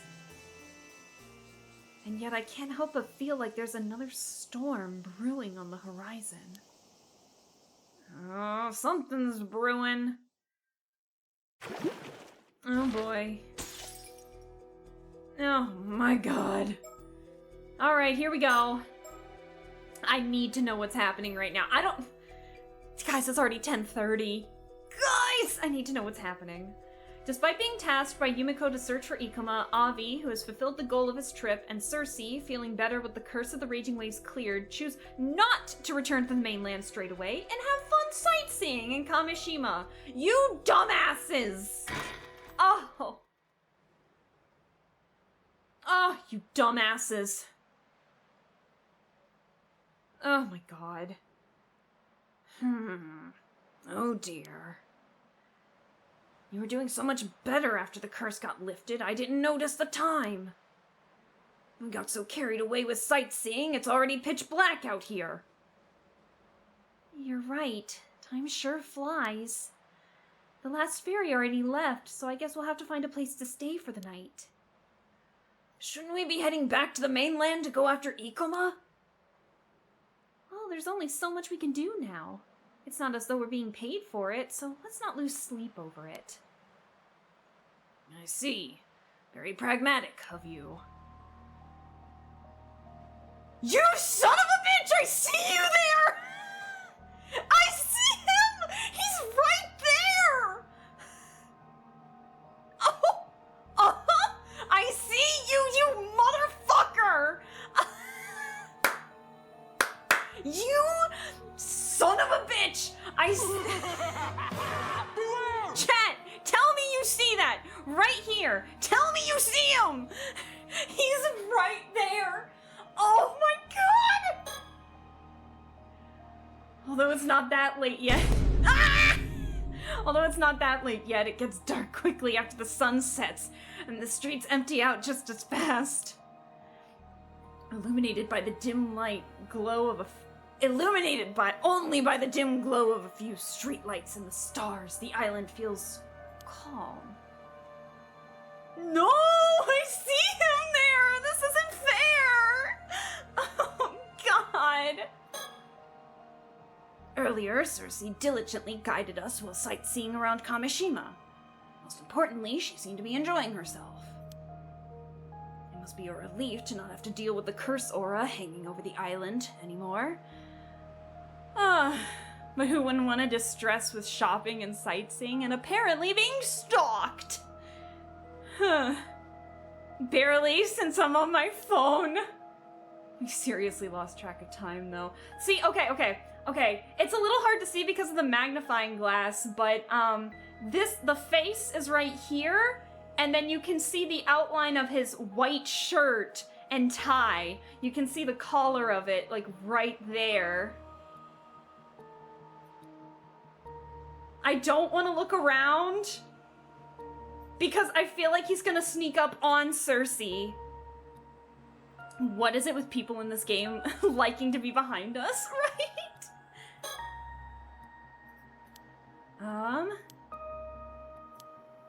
Cersei, I don't want to alarm you, but we gotta go. We need to find a place to stay. Did you spot any inns or hotels around the island? I think I saw a few. It'd be nice to find one before dinner. Maybe we can get a recommendation from one of the locals. That might be difficult. After all, we didn't really manage to get acquainted with anyone on the island. And hopefully that'll teach you a lesson about how you approach people. Right, that may have been on me. Okay, there's only two ways this can go. There's two ways that this can go. Either I turn my back and he disappears, or I turn my back and he's holding Cersei hostage. I don't want to look away!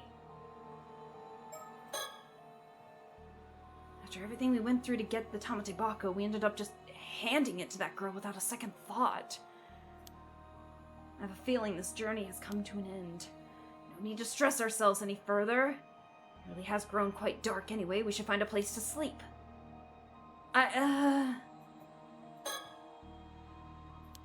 Oh my god! We need to find a place to stay.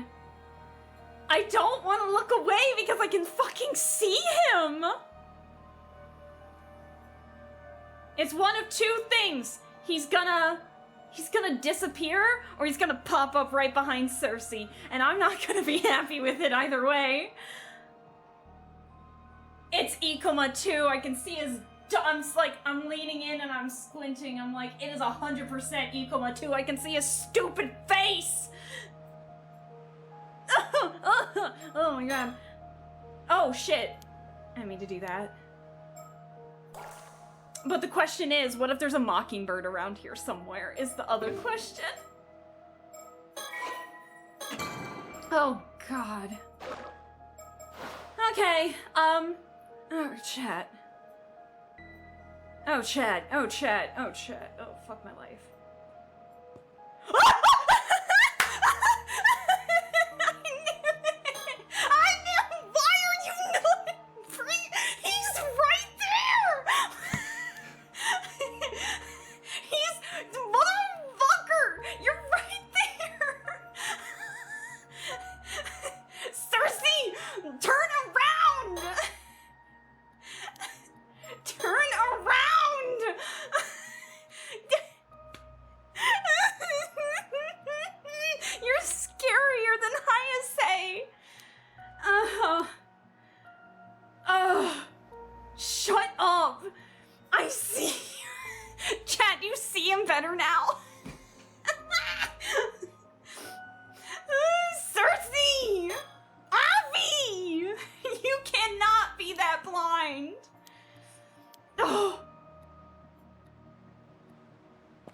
You son of a bitch! You son of a bitch!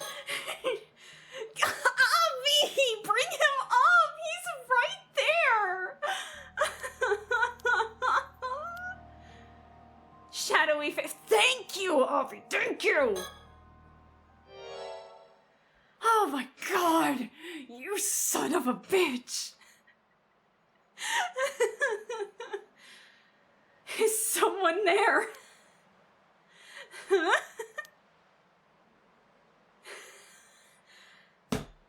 I fucking hate you. I hate you. Quick, tase him. Cersei, get him. Get him. Get him. Well, well, I thought I recognized that voice. So it was you, Mr. Barnum. Mr. Ikoma.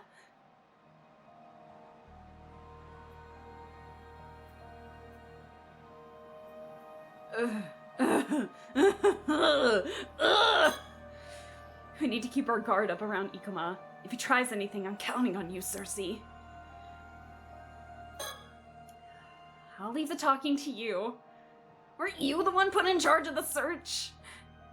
I'm counting on you. Get the info we need. Okay, leave it to me. Well, I don't want to turn my back on him now. I get the shivers just looking at this guy. What a creep. But there might be a mockingbird around here somewhere.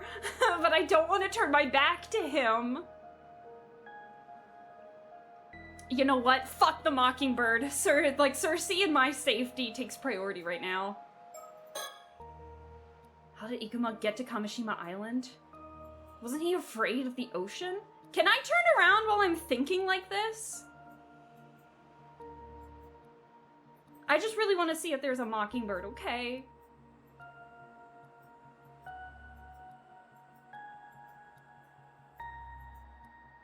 Okay, I feel a little calmer when we're in the thinking like this, because I I mean, there's nothing, like, you can't do anything if you can't. It can't do anything if it's like, you're not, you know what I mean? It can't trigger something if something's already triggered, right? What do you want? So, when did you get to Kamishima? Did I surprise you? I arrived on a chartered boat just before sunset. Now, just wait a moment. Didn't you say you had a fear of the sea and that boats were a no-go? You gotta keep your character traits straight, else the proofreaders will tear you apart, you know. Well, as it happens, my condition was miraculously cured earlier today, so I was able to come here after all. What a cocky son of a bitch. Miraculously cured, is it? Oh, come on. If you're gonna just throw in convenient plot devices like that, it's a total disservice to the art. Whatever. I have more important things to ask you. A whole lot of things, as a matter of fact. Huh? Sure, what is it?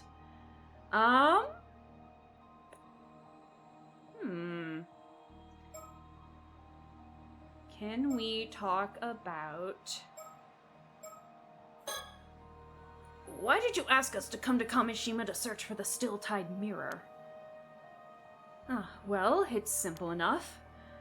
If something like the Curse of the Raging Waves truly existed in these waters, surely it would be best to see it lifted, no? And it seems that it has, in fact, been dispelled. You did not disappoint, Mr. Barnum. Oh, well, it's not like we actually did anything to lift it, though. Is that so? We did learn that the bronze mirror once belonged to Princess Hatsune, who was sacrificed to appease the curse, however.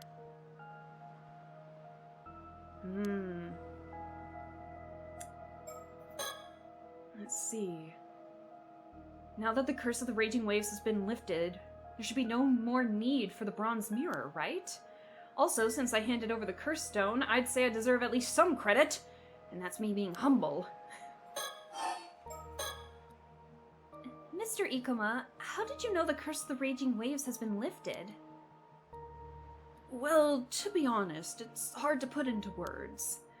But it seems as though I've got a bit of spirit sense myself. I suppose the curse must have been what caused that ominous aura to surround this island before, no? I see. I suppose someone with a bit of spirit sense would be able to tell us whether the curse was still around with ease. In any case, since the curse has been dispelled, the matter of the bronze mirror is also settled. You have my thanks. I suppose you're right. You're welcome.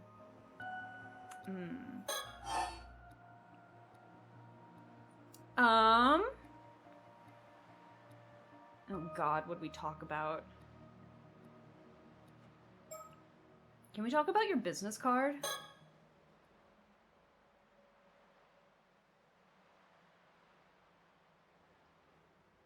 Oh, then what about the business card you gave me? That was the target of the curse. Care to explain? Excuse me? I'm afraid I don't quite follow. The symbol on your business card turned out to be the marker for the curse. Dear me, this is the first time I've heard such a thing. I feel like I did these out of order. I feel like we should have done these out of order because, like, we didn't bring up the Heiki curse yet. Oh? So you didn't know? Of course not. That emblem is a treasured symbol that Unkakudono bestowed upon me when my company was founded. Unkakudono? You mean Yamashina? So then you really had no idea? You said it was a curse stone marker. That's a serious accusation. Well, you're implying that Unkakudono was behind such a scheme? That's outrageous! But you have to admit, it's hard not to come to that conclusion. These groundless accusations are deeply insulting and absolutely infuriating. I feel like I did these out of order. I will not tolerate such insolence from anyone. I honestly expected more from you. All right, calm down. Sorry, we'll look into it some more, okay? Very well. This is the least you could do. The sheer audacity. You got pretty peeved at that. Insulting a man's business card and benefactor. How utterly disgraceful. I insist you take it all back. I am truly, deeply sorry, just overwhelmingly apologetic from the bottom of my sorry heart. I say with so much sarcasm. Okay, let's talk about Azusa. So, about Azusa Somikawa, the descendant of Taishima. Oh? I don't remember telling you her name. Ha! That is no obstacle to a man of my caliber. We figured it out in no time. Didn't you now? Very impressive. I suppose I ought to apologize on her behalf. She is rather difficult to deal with, is she not? So, did you manage to get a hold of the Tamatebako, then? Come again? From what I understand, she was seen going out to sea on a boat with a foreigner. And she has evidently been missing ever since. Uh-oh. Sounding more guilty with this defensive attitude. I don't trust this dumbass smirk. He needs to be punched in the face. Forgive me. It seems that my hesitation to introduce you to her has caused you some inconvenience. No, really. Don't worry about it. So you were after the Tamatebako too, Mr. Ikoma. How come you're so calm when you already know what happened? Believe me, there were times when I wasn't, but at this point, things like that no longer matter to me. Things like what? The Tamatebako. In fact, it seems as though I no longer have any use for it. I admit there's been some tension between us, but what do you say? Why don't we put that behind us? Oh god. I feel so tense right now. Whatever became of Miss Somikawa is no longer any of concern to me. In hindsight, I suppose I should have introduced you much sooner. You might be misunderstanding. What, you think I did this on purpose? So let me get straight to the point. You know a woman named Kikuko Satsui, don't you? Oh, he just came out right with it and said it! Kikuko Satsui? Ah, yes, the young woman from Kamishima that used to work at my company. Was that her name? Oh god. You used that girl as a pawn in one of your schemes, didn't you? We nearly died because of her, you know. I beg your pardon? I have no idea what you're talking about. I don't know anything about that. I most certainly did not put her up to anything so heinous. Oh, so you're saying you did not give her a curse stone then? To help her get recognized by Yamashina since she was his illegitimate child or something like that? A curse stone? Unka Kudono's illegitimate child? What on earth are you on about? You really have no idea? Don't try to pull a quick one. Who filled your heads with such nonsense? As a matter of fact, we heard it straight from Kikuko Satsui herself. She told you all that? Where is she now? I demand to know what compelled her to come up with such a ridiculous story. We've got her confined at her home, but I'm afraid she won't be able to talk for a while. What kind of spell did you put on her that knocked her out for like the whole day, Cersei? I see. Anyway, whatever she told you, that girl is delusional. What a troublesome fantasy she crafted. Indeed. I still don't trust you. So, who did she get that curse stone from then? Hey, come on! Dewey! Hello! I'm a VIP! You are a VIP. Does that stand for very inebriated pianist? You are a VIP, Dewey. Thank you so much for the resub for 30 months. 30 months! Holy, I really appreciate that. Thank you so much. Thank you. Oh my goodness, I hope you're doing well. Feel free to chill out. Feel free to relax. I do want to forewarn you, though. That this game has been giving me a couple of jump scares, so I want to give you a heads up that there are some jump scares in here, and I'm not making it any better because I refuse to turn around. So just as a heads up, whenever there's like a turning head mechanic, I'm just, forewarning. You got really sick? Oh no! Did you go, if I'm remembering correctly, did you go to Offkai? Oh no, is it con flu? Oh no, if it's con flu. Well, honestly, if it's any sickness, I hope that you feel better soon. I'm sorry that you got really sick.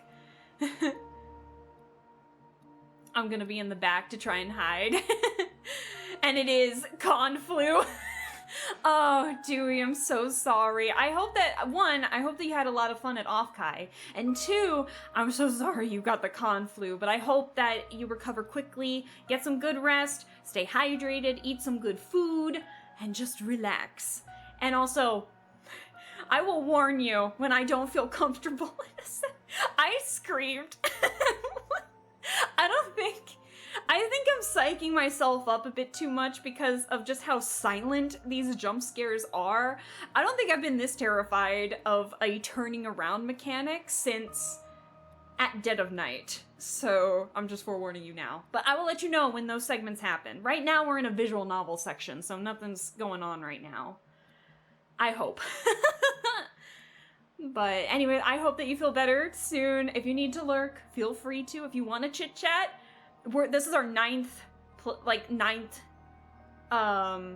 stream of this, so we're in the heat of a lot of spoilers in this game. So if you have any questions, I got you. Anyways, this is Ikoma. He's got the name of a person who's been dead for 6 years, but we think he stole the name, and now we think he's like the prime suspect in a handful of murders right now. So, oh boy. Oh boy. Got a decon, do we? Hope you have a speedy recovery. Yeah, like what Barry said, I hope that you have a speedy recovery. Moidas. Anyways, I'm afraid I know no more than you do. Cause I mean, look at this smug ass. Okay, I do have to say, this motherfucker. I'm talking with Cersei here. Her name's Cersei, by the way. I'm talking with Cersei. Dude is lurking in the shadows. I see him, and I refuse to look away. And then when I turned back, he got closer. I'm just like, I was screaming something awful. I was not having it. I refused to turn away. And then I did, and he got closer, and I'm just like, God damn it! You son of a bitch!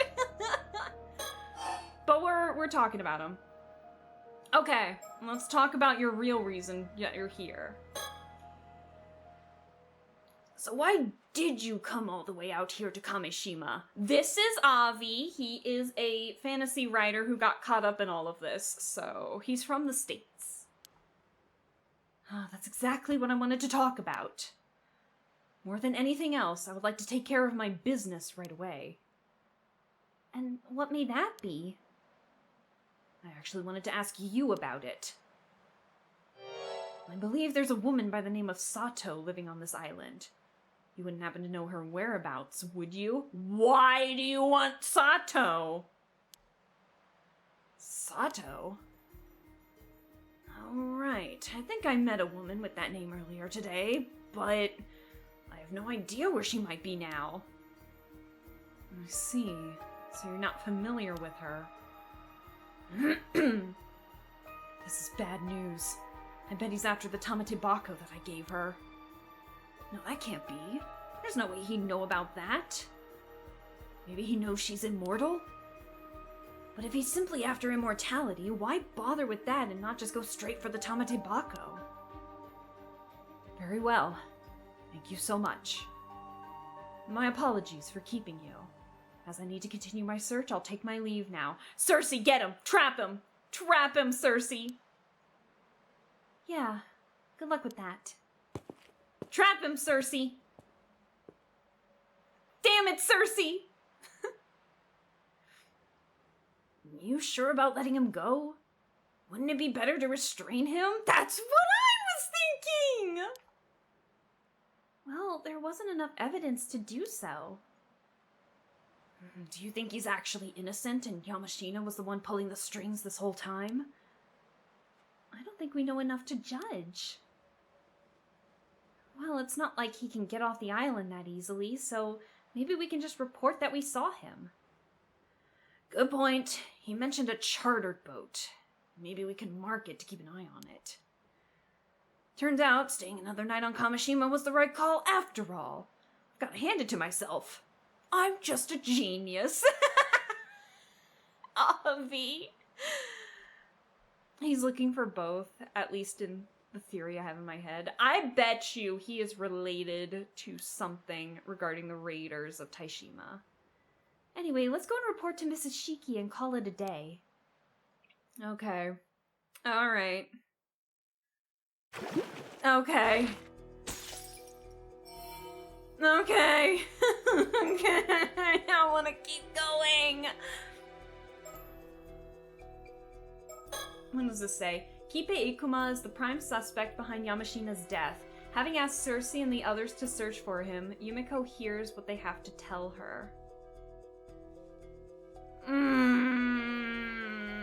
Fine. Okay. We'll do one more story, and then we gotta call it because I have work tomorrow and I gotta go in the office for it, so. One more of these, and we should be good. Okay? Okay? Okay. One more. Okay. So we're in Yumiko's perspective now. I see. I'm betting on Ikuma being an immortal or being a reincarnation of a Tyra dude. That's what I'm thinking! That's what I'm thinking! Okay. So chat, we're on the same wavelength right now. And then Barry immediately after, my wife. With Yumiko. I love it. So we can be certain that Kipe Ikuma is on Kamishima right now. Yep, no doubt about it. From what I've gathered from the islanders just now, there are signs that someone landed a boat in the gulf on the other side of the island. That must have been Ikuma. So he's come, like a moth to the flame. She's got the evil laugh going. Ooh. Man, that sounded a bit diabolical. I think the fatigue is starting to get to you. Okay. Alright. Alright. There's gotta be a mockingbird somewhere here, right? Please let there be a mockingbird. We only have one more to collect now.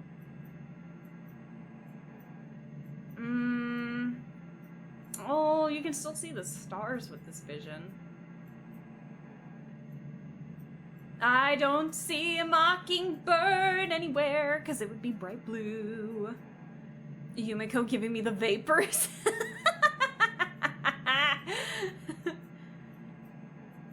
Oh my god. Yeah, no, she is really pretty.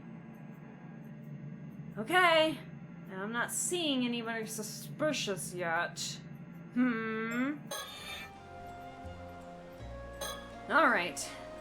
The darkened townscape stretches out before us, silent and still. Hi, Tintin! Thank you for the lurk, I appreciate it. We might not be here for much longer, but I appreciate the lurk no matter how long you stay. I thought lifting the curse of the raging waves would see it return to the peaceful fishing town it was previously. But it seems the shadow looming over Kamishima won't be dispelled until we deal with whatever's lurking out there in the darkness. I've worked with Soto for a long time now, but I don't think I've ever seen him sleep unguarded in front of others. He's used to sleeping outside, too. I wonder what his day-to-day life is normally like. Bro, you sleep outside? Why? When did you find the time to go around getting information from the islanders, Soto? Ah, yes, I took advantage of our rest break earlier to make a few inquiries. I appreciate the hard work, but shouldn't you have taken the time to rest? Stopping to take a breather every now and then is important too. I'm afraid that's a bit difficult in this line of work. A single moment of complacency could prove fatal. Sometimes I really do wonder if we live in the same world. Since when was society so violent? Damn. Just make sure to rest when you can, alright? Don't push yourself too hard. No need to worry. I'll be sure to get enough rest. Thank you for your concern. Well... Okay, so we'll have to talk with him in a second. See, now I'm scared about what's lurking in the background, but I think we're good for now. Why would Ikuma have come all the way to Kamishima? There's a good chance he was responsible for Yamashina's murder, too. We'll have to tread carefully.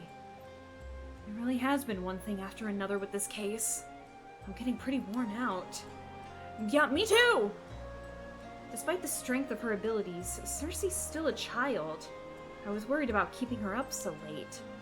But apparently exorcists do most of their work at night, so she actually starts feeling more energetic around this time. Is it just me, or is this industry something of a bad influence? Yeah, it's a little bad. Avi has ended up being quite the key figure in all this, although I doubt it was his intention at all.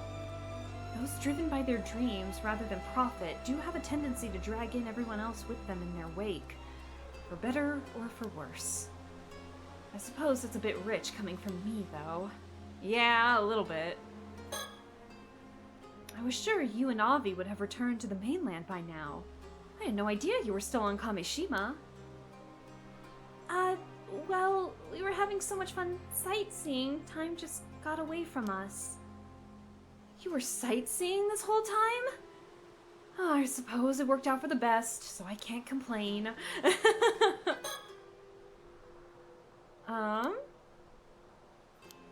Okay, so we just read that. Alright, Avi, let's do this. Still, from what you said about him, your description of Ikuma is quite different from what we've heard from the man on our end. We could hardly believe our ears either. To think Yamashina has already been killed by a curse. And the police are searching for Ikuma as a suspect for his murder. Talk about a bombshell. Yeah, it was a real surprise. And you say that Ikuma seemed to have no idea about either the curse stones or what Kikuko Satsui was planning? That's right. Swore the accusations against him were absurd, all while looking innocent as a lamb.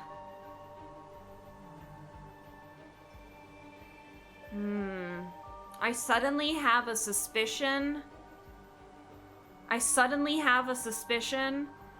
And I'm a little scared of it. You don't think Tsukasa did anything, do you? Because technically she's a direct bloodline of Yamashina too. There's a potential she might have done something. Maybe. I don't actually know, but my brain just went there for a second. And I was like, please don't let it be Tsukasa. But like, what if it is? I don't know. I'm a little scared. Uh-oh. Because Kikuko's out of commission. Ikuma knew about Sato. How would he have known about Sato? You don't think they're working together, do you? Oh no. Oh no! That would be the worst case scenario. I don't want Tsukasa to be a part of any of this. But it is possible that she could be. I don't know. She's not out of the realm of possibility.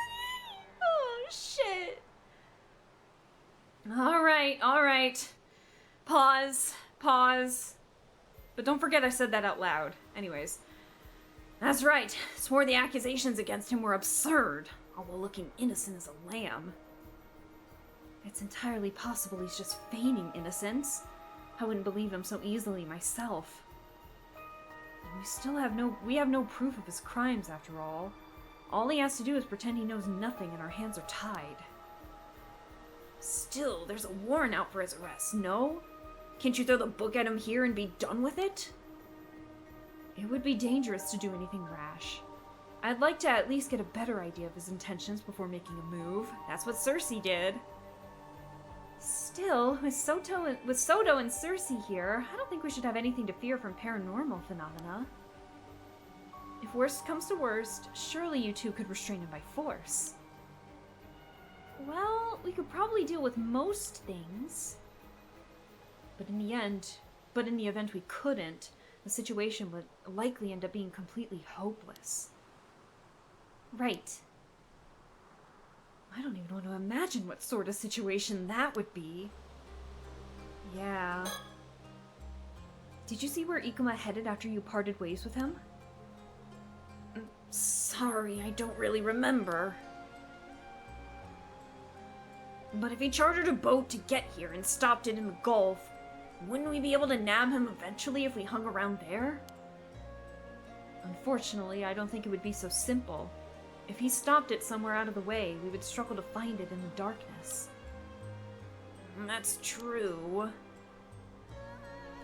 Well, if we really get stuck, I should be able to find out where he is using dowsing. Oh, I misread that. Well, if we really get stuck, I should be able to find out where he is using dowsing. Just let me know and I'll give it a shot. I thought your target had to have some sort of spiritual energy for you to find it. That's right, but he said himself he has some spirit sense, and he has a pretty unique aura too. I think it would work. That would be a huge help. We'll keep that in mind. Oh, great. Oh, great. You know, I still find it hard to believe that young men would be capable of such a foul crime. Oh, Avi, you're so gullible. Heartless, the lot of you! You wouldn't even consider the possibility this is all one big misunderstanding? He's... Okay. By the way, is it true that Mr. Ikuma can use curses without a curse stone? Based on what we've heard from the scene of Mr. Yamashina's murder, I think we have to conclude that he can. So it is possible. What does your assistant over there think? Good idea. Let's see what Soto has to say. What do you have to say, sir? What do you have to say? Soto, how likely is it that Ikuma could use that curse without a spirit stone? Yes, about that. There have indeed been cases of powerful psychics using the spirit of the dead to cast curses on others. However, doing so requires a great deal of skill. Only a handful of people would be capable of such a feat. And even fewer would be able to do so with a curse capable of killing people in a single blow, let alone over a distance. So very, very, very, very rare. The man did say he had a bit of spirit sense. I suppose that wouldn't be enough, though. Not at all. My thoughts exactly. I see. Though if I were to speculate... Oh, so there is something? Curses are not always born from the spirits of the dead, you see. If a number of people were to harbor a strong grudge for decades, even centuries, that grudge itself could become a curse. I see. The supernatural equivalent of strength in numbers, huh? You could say that. Still, it would take a large number of people holding a grudge over an extremely long period of time to achieve. I suppose it's a bit unlikely Ikuma would have access to a curse like that. I don't know. This would be why curse stones are so dangerous. Access to one allows even amateurs to use highly potent curses. You heard that just now, I hope? Yes, yes, I'm sorry already. I mean, he used it once. Leave the man be. Oh, we just read that. My bad. Okay. It really has been one thing after another. So, the work you wanted us to handle is all done now, right? Yes, it is. Thank you for your cooperation. But I'd appreciate it if you could help us out a bit more, so I won't be letting you go just yet. Aww. She's like, darn it, I want to do other stuff. Still, something doesn't sit quite right with me about all this. Ikuma must have known it would be harder to escape pursuit here. What could have brought him here despite that risk? Well, I can shine some light on that, actually. I believe he was looking for a girl called Sato. Seemed awfully keen on finding her, too. Sato? You don't mean Sato Shiranami? Oh, you know her then? We do. A girl with quite, unique circumstances, to be sure. Could that be why Ikuma is looking for her? But what is he planning? Oh, so chances are high Ikuma is still looking for Sato then. If so, it would be in our best interest to find her first. Is that why Mr. Wakamura is dead? Because they got a tip that Sato was living in the Wakamura residence? Ooh, uh-oh. Walrus Man just got caught in the crossfire. Uh-oh. If so, it would be in our best interest to find her first. If nothing else, it would put us in a good position to bargain with him. Agreed. We should try to... Is something wrong? You said that Ikuma arrived on this island before sundown, yes? We did indeed. If he's really that keen on finding her, surely it wouldn't have taken him this long to do so. Finding a single girl on a small island like this shouldn't be difficult. All he would have to do is ask around, no? You have a point. I doubt he's been wandering in circles all this time. What if he did find it? Well, at least find out where she was looking and killed Wakamura in the process. Maybe he isn't looking for her that seriously after all? Or he had some other business he wanted to take care of first. You there, I finally found you, Shotaro! What are you doing here? Bro, you have been gone for like 90% of this story. Why are you here all of a sudden? Huh? And who do we have here? Some fucking weirdo. Who is this man? If I'm not mistaken, that would be Mr. Wakamura's son, Shotaro. You're with the police, right? You've got to help me. My old man, he's... Mr. Wakamura? Has something happened to him? Uh-oh, here we go. What? Mr. Wakamura was found cut down in his own home? Go to sleep, it's late. Shut up, Sealy Dan. We're gonna after this story, please. Oh my god. You're not saying... The clinic, this doctor is taking a look right now, but I saw the wound. There's no way he could have survived that. I tried to call the police, but Yuza told me to come find you instead. Image! Hello! Oh my god, we're not gonna be here all that much longer, but hello! You came in at like the worst possible time. Oh, we're all finding out someone got moided. Oh boy. I tried to call the police, but Yuza told me to come get you instead.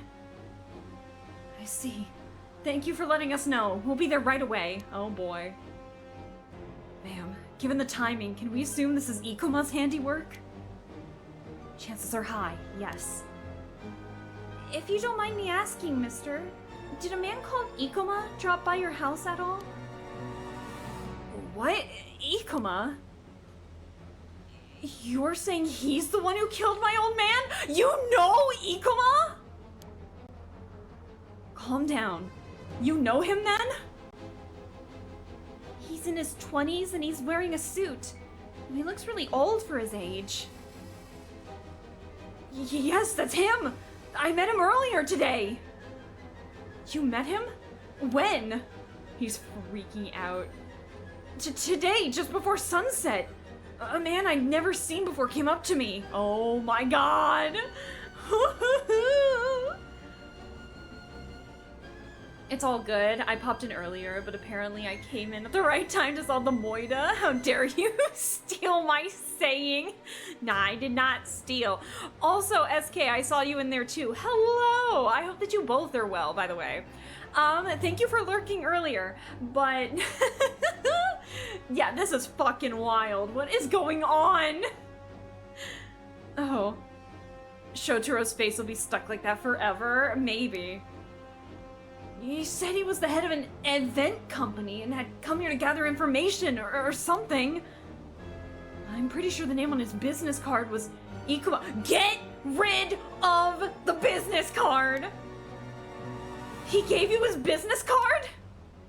Yeah, what about it? Toss it! Toss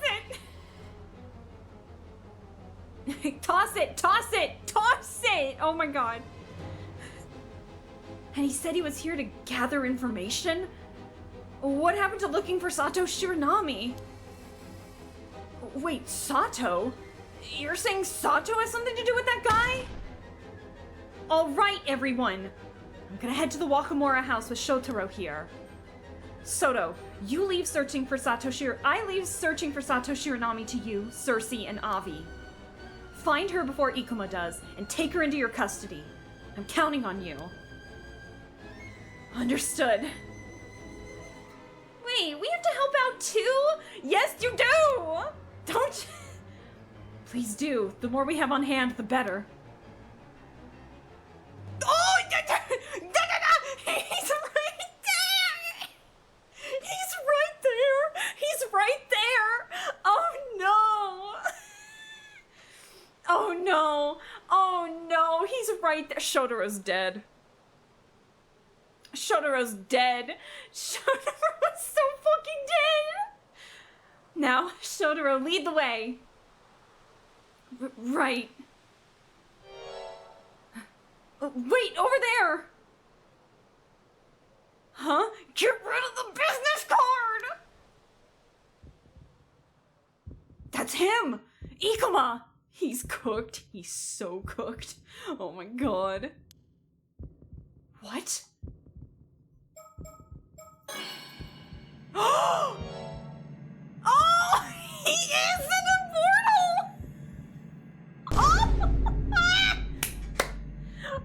Oh, chat, you and I were on the money! This aura. I knew it! Ma'am, is he?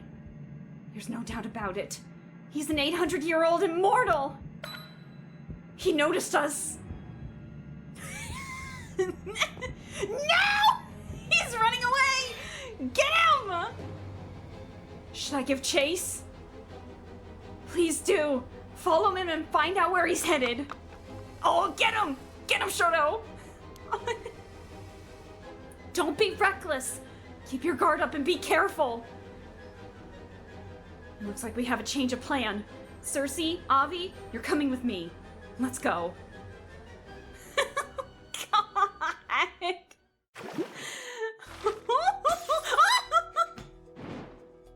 Oh no!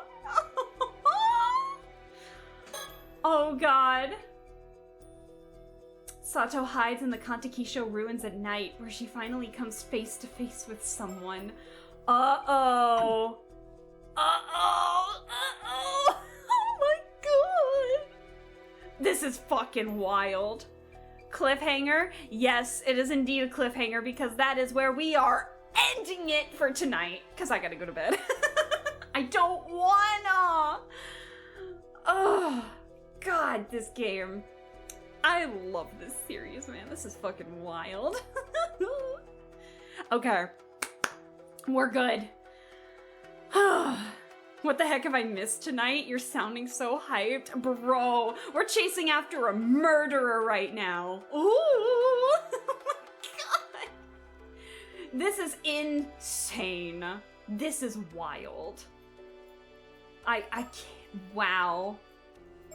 There's so much in this timeline happening right now. Good Lord Almighty. I'm so hyped for so much drama. The drama! Avi is gonna have some material after this to make a new book, I swear. He's got enough material to make a bestseller, that is for sure. And unfortunately, we can't end it with a mockingbird because we haven't found it yet. Now the question is, have we located the location that it's in? And I just missed it. Let's see. Not found, so we have not found the location yet. So there is, I bet you we find it with Sato. Cause we're getting close to the end, because end of the timeline. So, like, ooh. Ooh. Oh no. Oh no. So now this has me thinking if there are more branching timelines to give us different endings, because this one is, no, yeah, this one is when Sato confronts Avi to get the Tamatebako. So, like, what would happen in this situation where we are confronted by Ikuma, but we have the Tamatebako. He has it instead. So that's a question. Plus, also, we have another one here to give us probably another bad ending where Avi dies at the hands of Kikuko, which would be interesting. So, yeah, we got a lot to do. Good lord. This fucking game, man. Oh my god. Save and return. God, who knew solving the Curse of the Raging Waves was like was not the main priority anymore? Oh my god. The Moida business card, a literal calling card? Oh god, I need to know what happens next, but I gotta go. Oh, god, this game, man. Oh, I hope I do not get terrified of the dark today. I'm gonna think Ikuma's, like, at the end of my hallway once I open this door to get a snack or something. I just know it. Oh, man. Guys, this game... Help indeed. I'm terrified. Oh my god, chat. Anyways, this was fantastic. I can no longer trust business cards. I can no longer trust business cards. This is wild. Oh my god. Anyways, we're gonna have to call it. I don't want to call it, but this is definitely where we have to call it. Oh, I'm so hyped right now. This is crazy.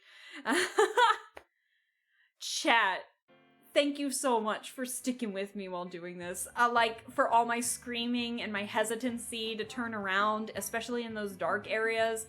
I appreciate your guys's,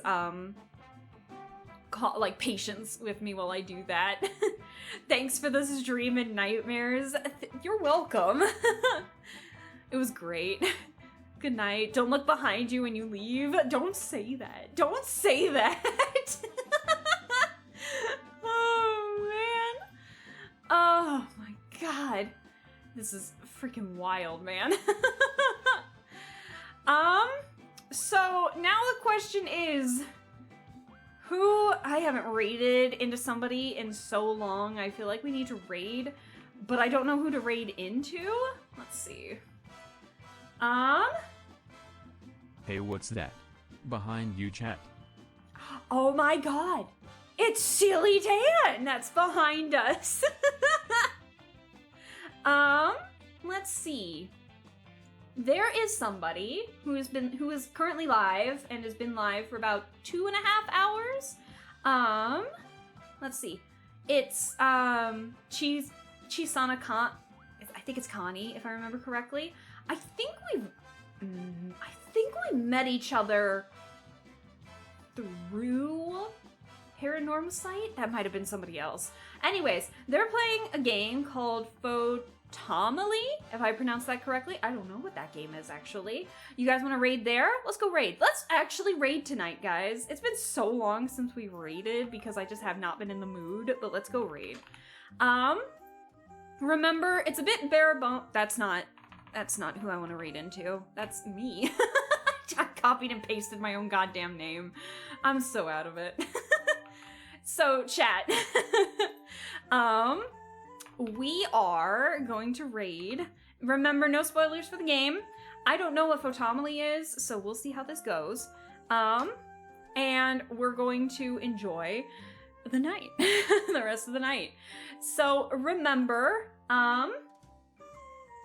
it's gonna be pretty bare bones this week for me, in terms of streams. So I'm really only gonna be able to stream tomorrow, which we're gonna be streaming more of not this game, The Mermaid's Curse, but The Mermaid Mask, and which is the Detective Grimoire game. So, which I'm excited to continue that one. But remember, it's pretty bare bones. My weekends have been they're gonna be so busy with some family stuff that are going on right now that unfortunately I can only stream on weekdays.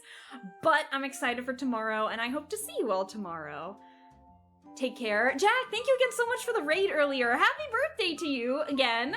So, this is a really nice place you got. Thank you. If you want to know who designed it, check my About page. I've got all the credits down there.